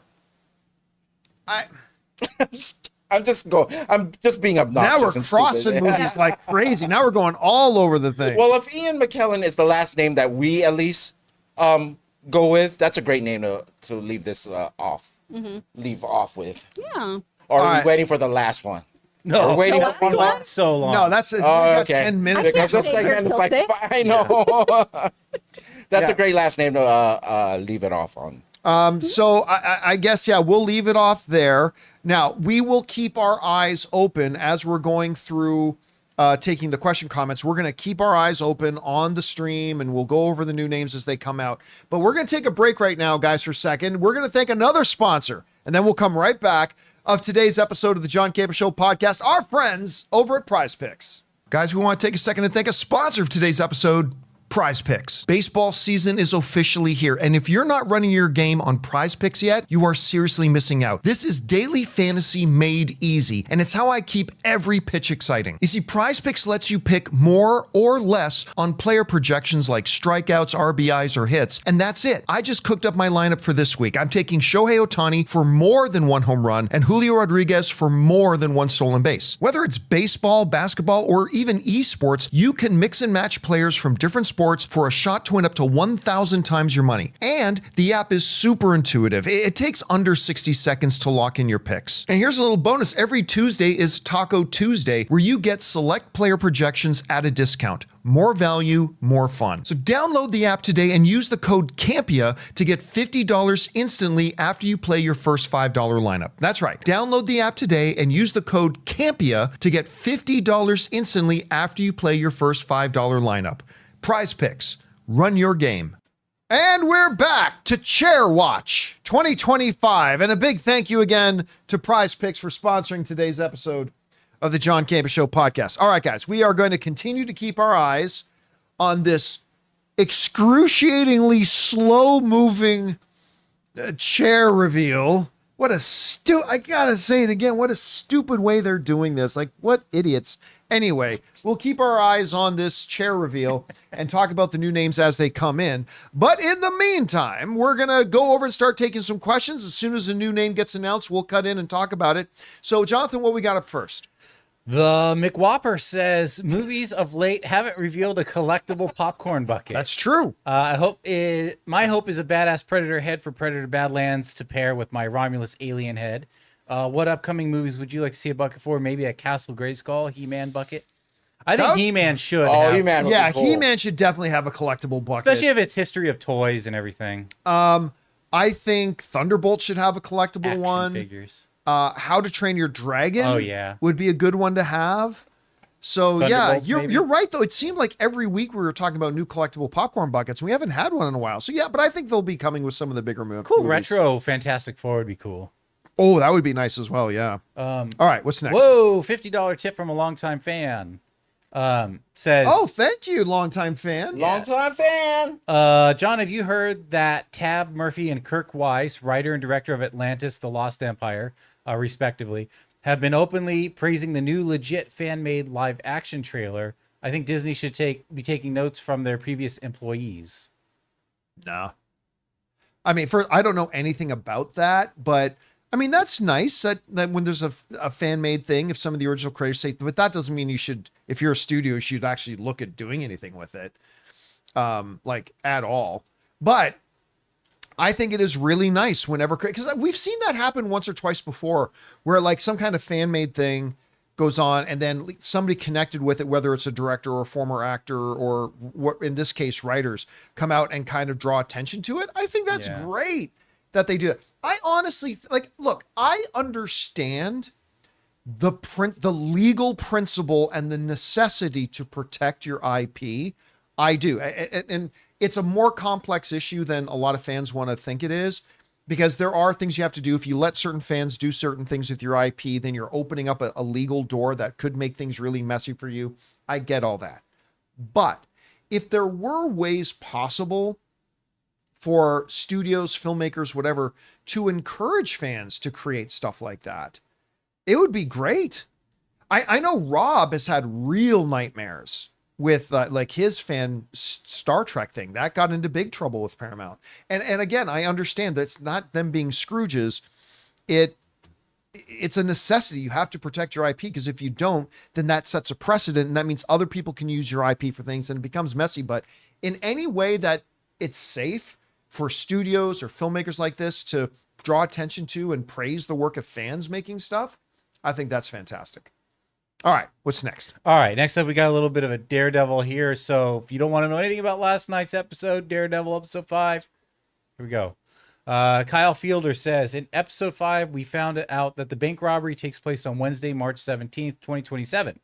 WandaVision was August 2023, Hawkeye was December of 24, and Secret Invasion was sometime in 26, so we're at the furthest point, but still 2 years ahead of present day in time. I didn't know that was set in the year 2027. I'll have to go back. That might be true. It might not be true. I don't know. I'll have to go and look at that myself, but that's kind of interesting if it is. All right, what's next? All right, Lil Bernie says, 1000% convinced the Muse mural of Fisk Kingpin shows the NYC cityscape was also Kingpin flipping off the city. Could be. I mean, remember, like Muse is making murals of unflattering murals of Kingpin, right? So that would totally track if that was the case. All right, what's next? Lil Bunny has a couple here. So sweep the leg, Johnny. Yikes. And then Lil Bernie also says, episode 5, let's have a bottle episode. Dog Day Night. I'm here for it. I still don't even remotely consider it a bottle or a what was the other phrase for an episode? Oh, filler? Just like a filler? I didn't in any way feel like it was either a bottle or a filler episode at all, but that's just me. All right, what's next? Ian McAllister. Exactly what kind of a lawyer are you? A really good one. I got so hyped, laughing my ass off. This has to be his new tagline, isn't it? Like his almost catchphrase. He says this in almost all his appearances. Well, I remember they did. I really love that line was actually in the very first teaser that came out. Remember that? Right. That little scene was in the very first teaser that came out. Because he said it in Spider-Man, right? Kamala's dad walking behind him saying, what kind Yeah, of lawyer yeah, are yeah, you? yeah. And he's like, a really good one. So yeah, it played very, very well. And just the way he says it, it comes off as so cocky, but not in a like a off-putting way. But it's not cocky. What it is, it's a misdirect kind of way. I just Because love like the way he's he not said going to it. say, "Well, I actually have superpowers." No, I'm just a really good lawyer. Like I like the way he does that. All right, we should get a new name in about 2 minutes. So All right. Anonymous says, I understand it's all changed now, but summer for me was going to Blockbuster, and if it was good going a few times, going to the cinema was a help for my parents as it was seen as a safe place to go with your friends. I think Well, you it can still go to the is. cinema, but you can't go to Blockbuster. No, it can't go to Blockbuster. I legit miss that. Like me and my Mike? buddies, Yeah. like it'd be a Thursday night. Hey, let's run over to either Blockbuster or up in Canada, it was Rogers Video.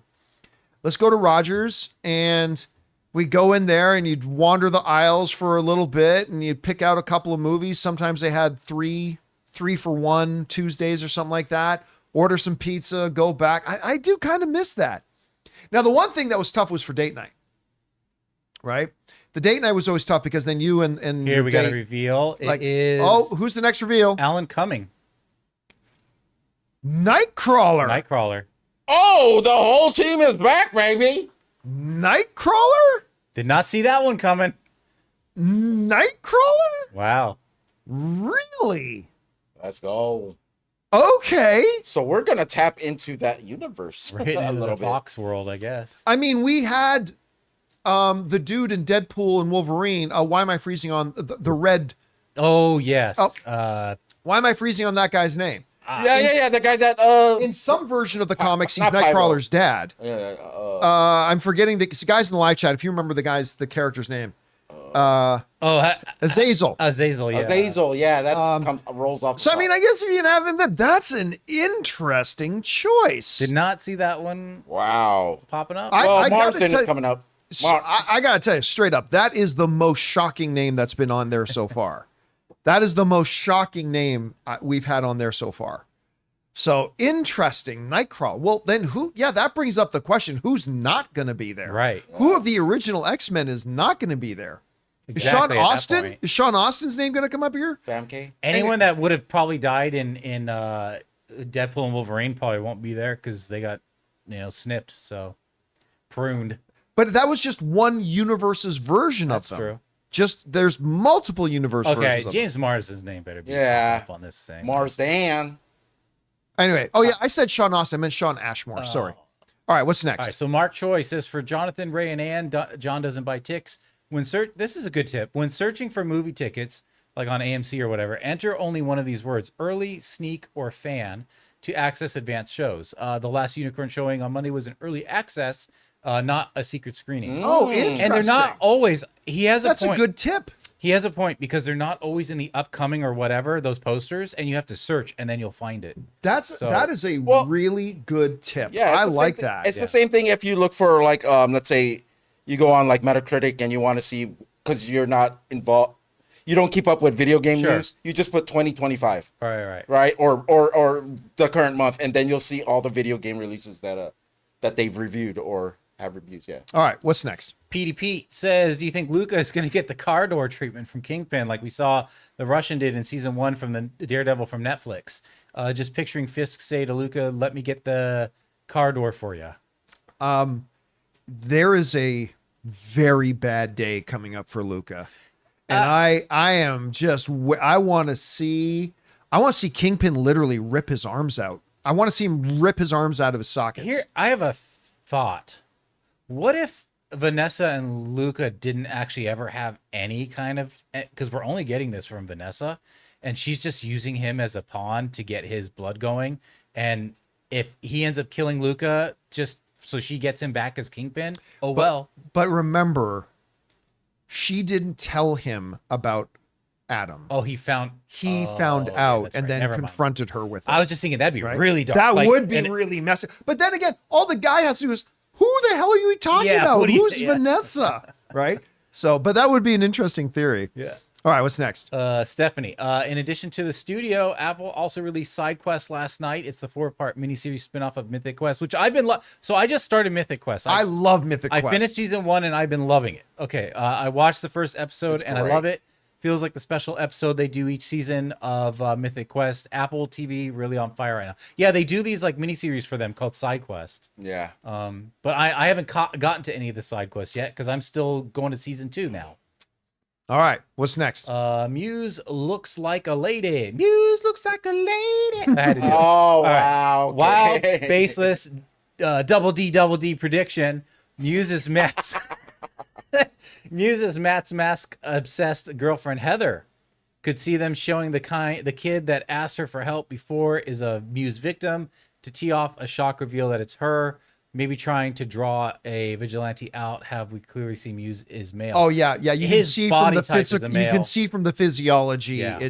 That's a guy. and her It's not- body's shorter. She's shorter. But there's a theory that she could be behind it. That she could be Could be. controlling Yeah, Muse yeah. and behind the whole thing, right? Yeah. So that's kind of the emerging theory. I don't know whether it's legit or not, but that is one of the emerging theories. So we'll keep our eyes on that. All right, what's next? NJ says, "Hi John, glad you're loving Daredevil Born Again. For me, as a person who watched the Netflix series 10 times, I find the inconsistency in tone to be a bit jarring at times. I wish they started over with entirely new material, created solely by Dario and the new team." And listen, that's all of it is subjective. The art hits us in different ways. Your experience of the show is no more and no less valid than mine. But I got to tell you, my experience has been different. I said this last night because you guys know, going into the show starting, I had some real apprehension because the showrunner was running his mouth and saying things that made me real nervous about the show. And I did not know what to expect. All I wanted was the show to be good, right? I never in a million years expected it to be as good as the Netflix version. It just needed to be good, right? Just be really good and entertaining and give us a good show. After last night, now we'll see how it finishes, but after last night, I think I can confidently say I'm enjoying the show as much as the original Netflix series. Now, I don't know that they're going to be able to carry that through to the end of the season. Maybe it goes off a cliff. We've seen that happen with Disney Plus shows. Maybe that happens. But after last night, I got to say, I think I am enjoying this Daredevil series as much as I enjoyed the original Netflix one. And I never expected that in a million years. So let's see what happens.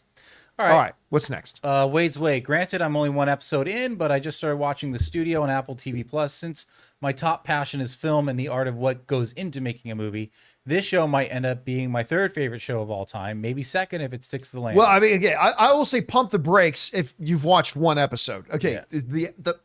the first number of all the episodes are great, but the first couple of episodes are wonderful. Absolutely. And again, the second episode, all done in one shot, is so incredibly done. It's hilarious. It's great. I would say let's pump brakes on proclamations of it being one of the greatest shows of all time when it's literally just started. But it is a great start. This It's is like 100%. It's a great start. Yeah, it's just like The Offer, but a comedy, you know? Yes. It's great. Yes. Yeah. It's a comedy version of The Offer in many ways. Yeah. We got Mr. Ramon Luis says, "Hey, John and crew, longtime watcher, first time tipper. Thank you, man. I see mention of how Muse is the troubled guy that came up to Matt's girlfriend at her book signing. That's but what people think. Yeah. Yeah, I call red herring. I feel like Muse is the guy in the suit that walked up afterwards. Wasn't the guy in the suit? He worked for Yeah, the guy in Kingpin. the suit is Kingpin's right-hand Yeah. guy. He's the guy who arranges for her to become Kingpin's therapist. Right. And he's significantly taller yeah, than they're that kid. different. Yeah. So I don't think that's the guy. I think the predominant theory that people think it's that kid, I think you're probably right. I think it is that kid. But that guy is Kingpin's right-hand dude, and he's significantly taller than the dude wearing the Muse mask is. Yeah. All right, what's next?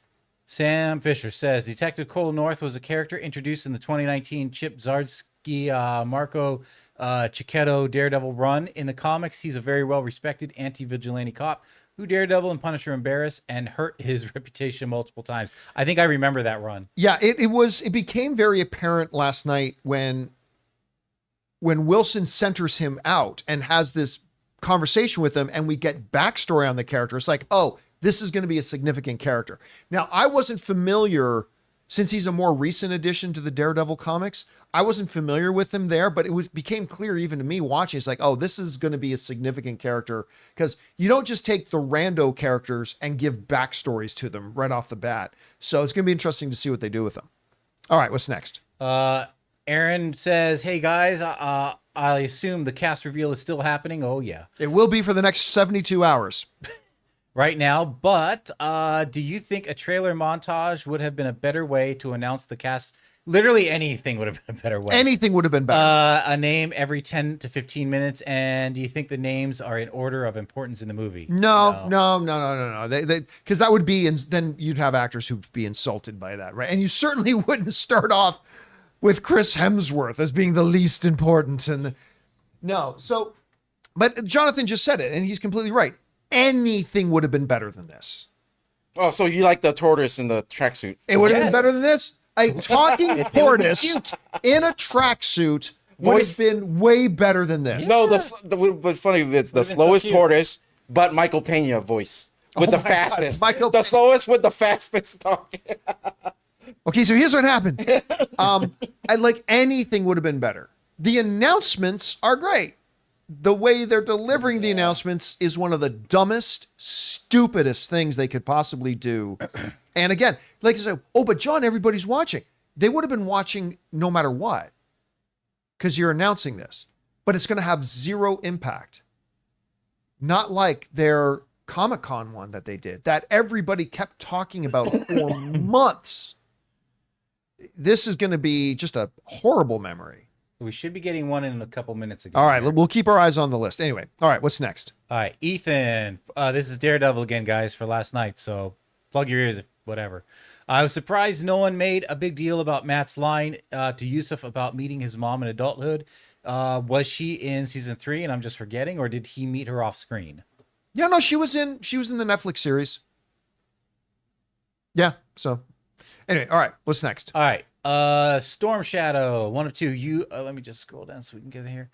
You mentioned in Daredevil After Show how cinematography can be so good that we want to pause and make a poster of the shot. I love those moments, and Daredevil has looked great. Your comment about that made me think of Nosferatu. I was underwhelmed by the movie as a whole, but I couldn't keep my eyes off of it. Some of those shots were like paintings. Just loved the look of it. I'll straight up tell you, I didn't like Nosferatu. It's one of these movies that I'm perplexed about why so many people do. I didn't think it was a very well-made movie. And I love Robert Eggers. I love him as a filmmaker, and I've really liked his previous works, but Nosferatu really didn't do it for me. But I think you are bang on the money. It was gorgeous. It was absolutely visually gorgeous. And I 100% agree with you. I think there was 1,000 different moments that you could just hit pause and frame it as a work of art. I mean, it's a beautiful, beautiful film to look at, no doubt. All right, what's next?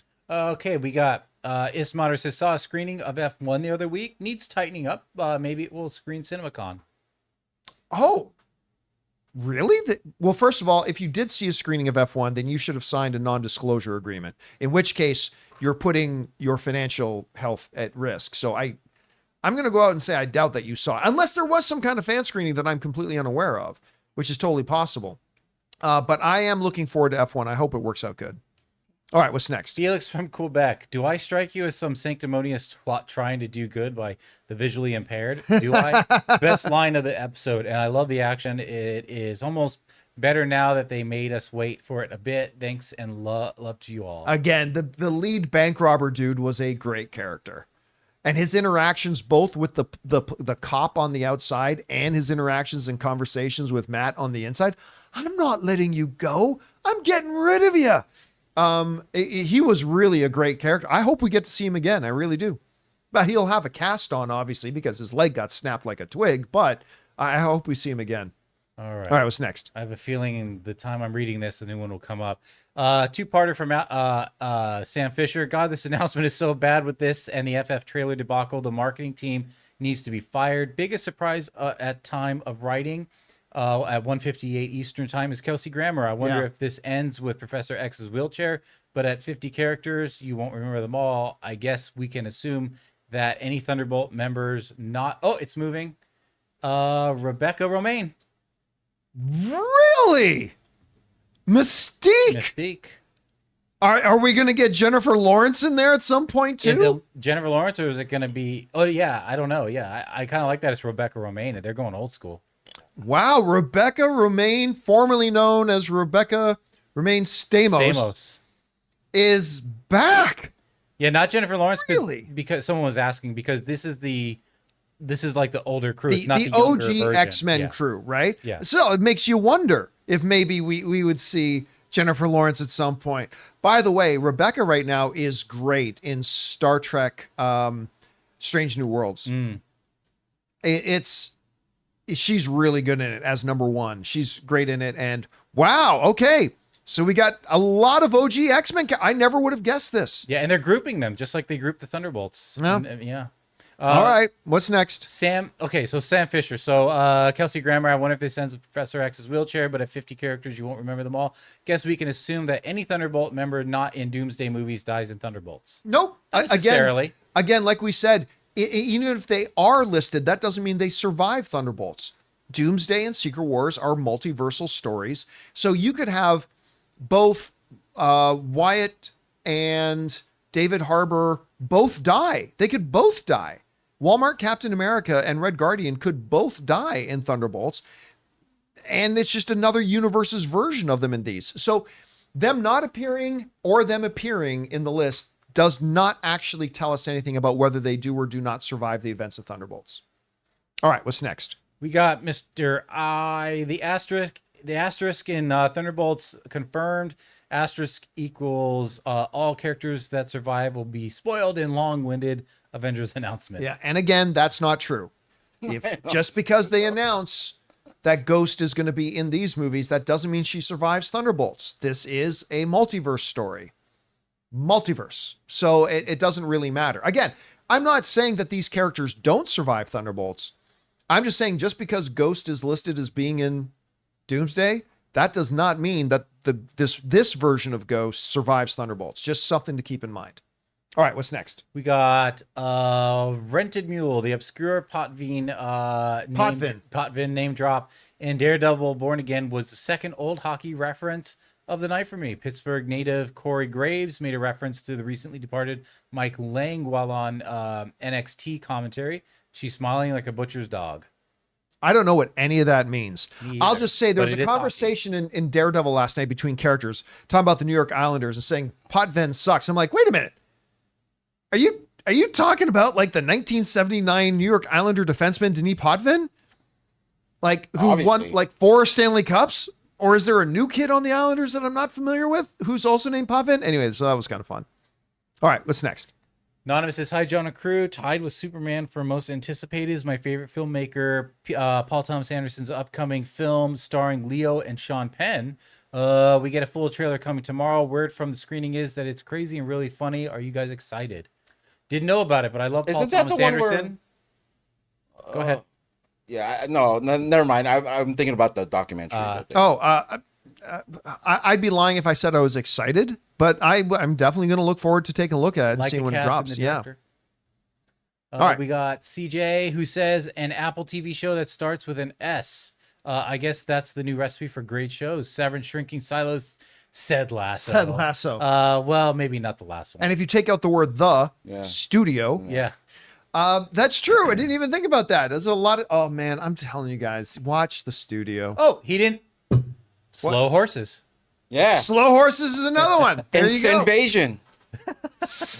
Sinvasion. Soundation. Y'all sleeping on that show. I mean, you're literally sleeping during the show. Sleeping through it, But I sleeping love on it. I love it. I will always defend that. Oh, Silo.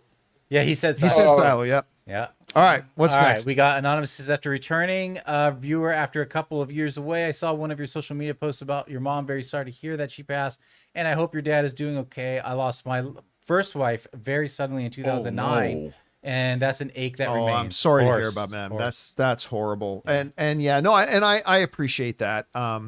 It was funny because earlier today, so Christian Harloff, he was doing his live stream earlier today. And so he called me while he was doing the live stream and to ask about what my thoughts were on how they were presenting this thing with the Marvel stream. And I mean, we both agreed this is really stupid the way they're doing it. but it's kind of funny because look, it's just automatic, right? When you're talking to somebody, like, and if you haven't talked, it's Christian and I haven't talked in a number of weeks. But anyway, so when you're talking to somebody you haven't talked in a bit, like you're like, so how are things going, right? That's just a natural thing you do. So Christian knows what's been going on in my life. But he's on air with me, right? So we're wrapping up our conversation and it's just natural. It's a natural instinct to go, so good to have you on. And how have things been? How have you been? And I'm just like, been better. You know, and you can tell he instantly realized, like, oh, right. Like, so it's kind of it was a funny moment. It was just like, so I mean, like, besides the fact that in the last like month and a half, I've lost 2 dogs and my mom. Yeah. You know, but again, I mean, obviously, like Christian knows what's going on. Sure, He was totally meant well. You just sometimes you step in it. It's just like you know how you accidentally say, you expect to hear somebody say "have a good day" or something, and you say "you too."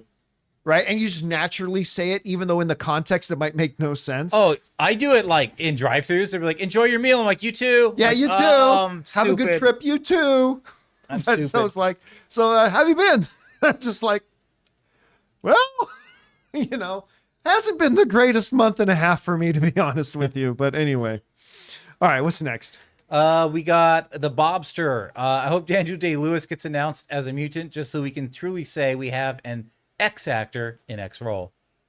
An X-actor. 'Cause he's retired. But remember, he's unretired. Oh, that's right. Remember, he's doing it in a movie. Don't ruin the joke with logic.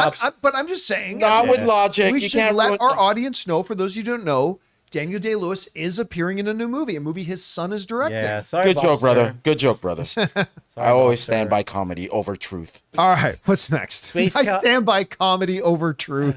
Space Cowboy. Hey, John, I was just curious why you never got into For All Mankind on Apple TV. I know Robin Ray and me are always preaching the good word, and it's show run by the great Ronald D. Moore. It's an incredible, deep, and rich show. As always, thanks. Bring on the filthy. Yeah. I have no explanation for it. Yeah, I watched the first season, and I really liked it. I have a ton of those. And I just never picked it back up. Yeah, I have a ton of those. Everyone has that one, at least one show. I've got a couple that you've either watched and liked, but for some reason never continued and just have moved on from it. Although, you know what's funny? I'm not sure if I actually completed the last season. I started it, but I don't know if I finished it. And to be honest, For All Mankind is really a slow burn. It's a sci-fi geek show. You know what I mean? Same with Invasion. Like, I find it very good, but a lot of people think it's so boring, and you know, everyone has. I also thought it was very boring. But yeah, but as far as For All Mankind, I saw the first season. I loved it. And I don't know why I just never picked it back up again. I will at some point. I'm going to have to at some point. Even after seasons have passed, a couple seasons, that's where I know I'm never going back to. No, I'll still go back. I'll go back. Yeah. Okay. All right. What's next? PC Master says, hey, John, people keep saying Superman should move the release date, even though it has hype, but everyone was saying JW and F4 will outgrow, that's Jurassic World, and Fantastic Four will outgrow Superman regardless if it's good. General audience perception will take 10 years to repair the damage of the DCEU and WB. Moving it will make no difference. Right. Listen, when there are movies out that people want to go to, they go to more movies. The whole Barbenheimer thing proved you can have massive movies open even on the same day. Now listen, it's important to understand Jurassic World and Fantastic Four and Superman are not opening on the same day. Right? So it will make no difference. Superman's going to make the money it's going to make. It doesn't matter if you open it there. It doesn't matter if you open it in September. It doesn't matter if you open it in November. It doesn't matter. Superman's going to make the money it's going to make. And if people do go to see Jurassic World and have a good time, guess what? When you have a good time doing so, like I know when Ann and I'm not the biggest baseball fan, but you know, Ann got season tickets for the Dodgers. And when I go, and I have a good time, I am more likely to want to get back and go see another game. You know, it's just normal. So it really won't impact Superman at all. It really won't. And plus, you know, it's going to be a great month. Yeah, it's going to be a great month for movie going. It's going to be a great month. That's the most important thing you should be appreciative. Yeah, and coming right off of Comic-Con, come on. Yeah. All right, what's next? Tron says, my dark horse casting for Doomsday Secret Wars is Tom Hardy. He's the most popular Sonyverse character. The trilogy made money, and he's already been in the main 616, sorta. Yeah, Venom died, but so what? It's multiverse plus fans want to see him and Tom Holland interact. I just don't think you're going to see any Sony stuff in here outside of Holland. Yeah, I don't think so either. And here's the thing. Tom Hardy put out very blunt statements that this was the end of the road for him playing Venom. That this last Venom movie, that was it. Now, he could have been lying. That's always a possibility. But he did make a pretty big deal out of it in the lead up to the final Venom film. Said, this is our last ride. This is the last time I'm playing this character. So it's possible. I'm just saying I will be very surprised if Tom Hardy's name does come up. Again, possible, but I think unlikely just because he made such a big deal out of it, really saying this was my last time playing it. So I don't know. We'll see. Would be awesome. All right. What's next? Anonymous says, for the cast so far, I think they will have X-Men and Avengers fight. The X-Men will attack Avengers to prevent the universe from incursion and destruction. Well, listen, one of the core themes about Secret Wars, and again, remember, they never follow the comic book stories directly, right? It's always inspired by than anything else, because Civil War was nothing like Civil War. Days of Future Past was really nothing like Days of Future Past. So, one of the core concepts of Secret Wars is that as these incursions, as different universes start to collide with each other, the idea is if you can destroy the other world, your world survives, right? But then you have to do it again and again and again and again as all the incursions start to happening. The concept that one of these incursions is going to be a world where the X-Men are, and now both worlds have to fight for their own survival. That is totally in line with the spirit of Secret Wars, and it could be something that they angle for. We're seconds away got from a new chair coming out. Seconds away here. All right, here we come. Here it goes. Chair watch. Yeah, exactly. The music is playing. There it goes. It's rolling. And James Marsden. James Marsden. I had a feeling he'd be next. I had a freaking feeling he'd be next. Yeah, Halle Berry's next then. I had a feeling. I was like, Marsden's going to be next. You know, we were just talking earlier in the show. I said, hey, guys, coming out of Paradise, are we expecting to see James Marsden? Man. Nailed it. Heck yeah. Now people will know him definitely when he does season 2 of So, Jury I mean, Halle Berry's got to be a foregone If she's conclusion not there, it's now. going to be weird then, right? Yeah. Just don't say Mahershala. Here's a question. Donut Lord. What about from Sonic? What about Elliot Page? Could be. Someone else mentioned that earlier. Oh, what about any of the new mutants, right? Oh, none of the New Mutants. No, will be there. yes. Come on, Magic. They'll never do any of the New Magic, Mutants. please, Magic. Annie Taylor-Joy in there as Magic. I love her. All right, what's Get her next? in there. Let's see. We got oh no, there's jump down a bit. So Mr. Okay. Anonymous says, "Hey John, a little irrelevant to the stream, but I was wondering what your personal favorite classics, if you have any. Personally, mine is Singing in the Rain.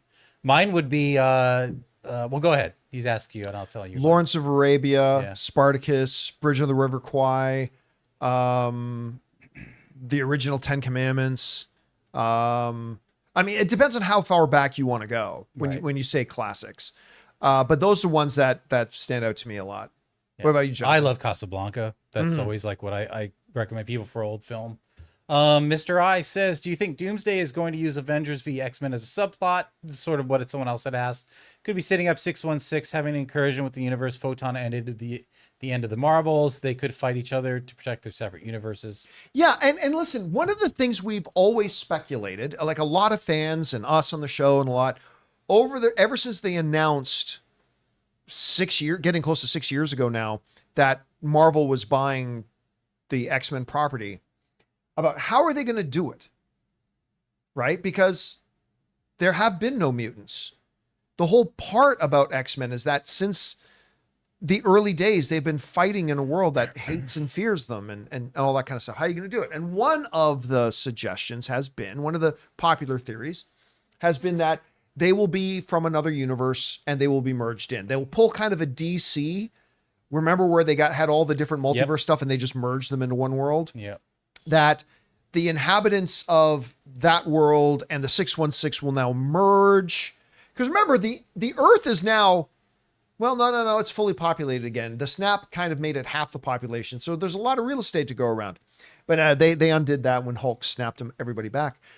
So that's possible. but when an incursion happens, then a merger happens. And maybe a merger of those worlds. And then moving forward, we're going to have a 616 with the existing members of 616 and a lot of people from this other world, this other universe now inhabiting in the 616 as well, hence mutants. So maybe that's the way they're going to go. All right, what's next? All right, so we can hear from our members now. We're done with tips.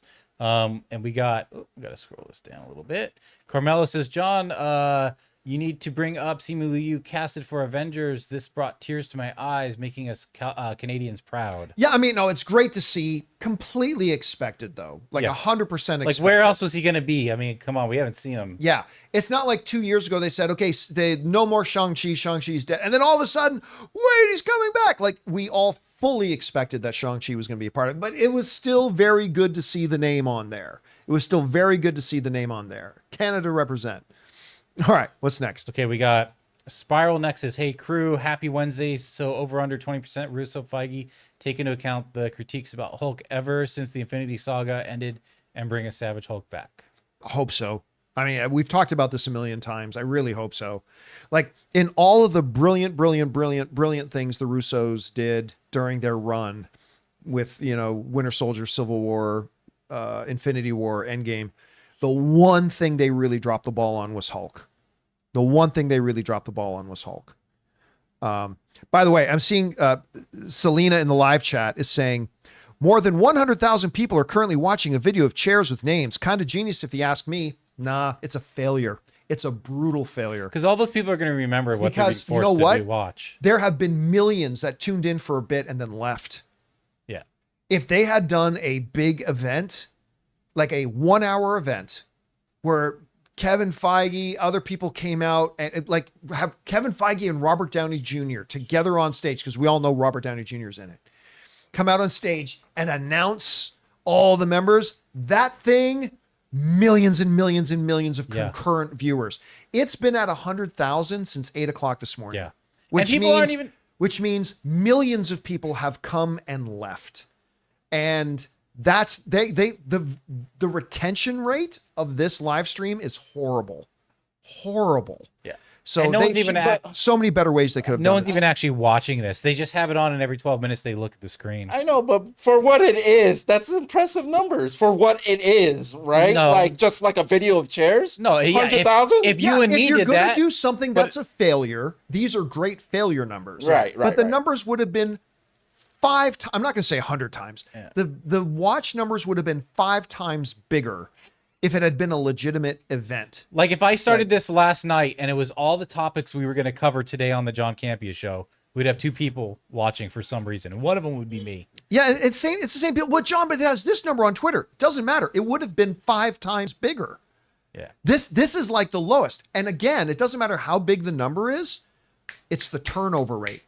People are tuning in, seeing that it's literally a camera shot of a chair for 12 minutes. And then like we're explaining why it's a they failure. have had terrible retention. People are just coming for a bit and then leaving. And then other people are saying, oh, this live stream is on. So they turn in. Then they tune in for 10 minutes and then they leave. But money The doesn't only get made reason off I have this on right now, is because it's our topic and we're whatever. But like I had turned this on earlier this morning. I'm like, and I turned it off. I'm like, yeah, oh. it's a brutal dropped ball, missed opportunity. This is the worst thing they could have done. If they had done it any other way, it would make way bigger impact, have much bigger numbers, have much more excitement. This is generating no excitement. It's just a name. Yeah. This is generating the same amount of excitement if they literally just printed out a Word document, said, here's all the list of things, and just put it out there. This is just the worst thing they could do. Yeah, and I think people are confusing the fact that like what they're announcing is exciting and it's fun and we like it. We're saying the way they're announcing it is bad. Yeah. What's being announced is great. Yeah. The way they're announcing it is pathetic. Yeah. It's really awful. Ridiculous. Anyway. All right. What's next? Sorry, guys. I have to disagree. Just kidding. Go Collins says, I can't believe I'm taking time out of my work to stare at chairs all morning. It's just- I mean, Yeah. it is what it is. Again, we are still today talking about the way they did the announcements at Comic-Con. Yeah. Or at With the Russo brothers and then Robert Downey Jr. and they bring out people in Doom costumes. And like we still talk about it to this day. That broke the internet. That was insane. That generated excitement and hype. this sucks. But as bad as This that really fantastic, sucks. as bad And as it's that like- Fantastic Four thing was, I would be hiding my head in my shell right now too. Yeah. Because that Fantastic Four thing, I couldn't even make it past the first 2 minutes when that lady, like the hostess, kind of messed up already. I was like, this is gonna be bad. I turned it off and I headed straight over here. Yeah. Anyway, I don't know. what's Some next? people in our chat really love it, so enjoy staring at chairs then. I don't know what to tell you. Hey, let's see. Umang says, hey, crew. Well, what a dumb marketing Marvel is doing. Someone remind me them it's not 2014. Yeah, see, and I've seen some people in live chat say, well, we're talking about it. We would be talking about it no matter what. No matter what. And if it This was- is literally the worst. This is the bottom of the barrel. They're announcing the cast lineup for Avengers Doomsday. You literally, I could have in tiny lettering written the entire cast name on my penis and held it up to the camera, and everybody would be talking about it because it's the cast listings for the new Avengers movie. Everybody would be talking about it. The question is, what kind of real overall effect will it have? Because everybody was talking about the Comic-Con presentation they did, except that generated 10 times the hype, 10 times the excitement, and all that kind of stuff. This will be forgotten. I mean, the cast will not be forgotten, but they literally could have just, written in cum stains the name of the cast, and it won't be forgotten. This is just a That's, terrible I way to really do did it. have double D's last year. Double D. That's a new take on Muse. Anyway, all right. What's next? Muse ain't got nothing on you. Gelatona says, or Halatona, I don't know. Can't wait for CinemaCon next week. Looking forward to seeing you and Ann again. Ray, maybe this year I'll get to see you. John, my question is, what do you think the odds are that WB shows us the full movie Sinners would definitely be better than Minecraft? Yeah, I think, unfortunately, with the news of the 5-minute Superman thing coming, I think that means probably that we're not getting the full Superman screening, which I was And really you kind of know hoping what for. we're getting. But it's either going to be, Ann and I were talking about this too. It's either, I think it's a coin toss between Minecraft or Sinners.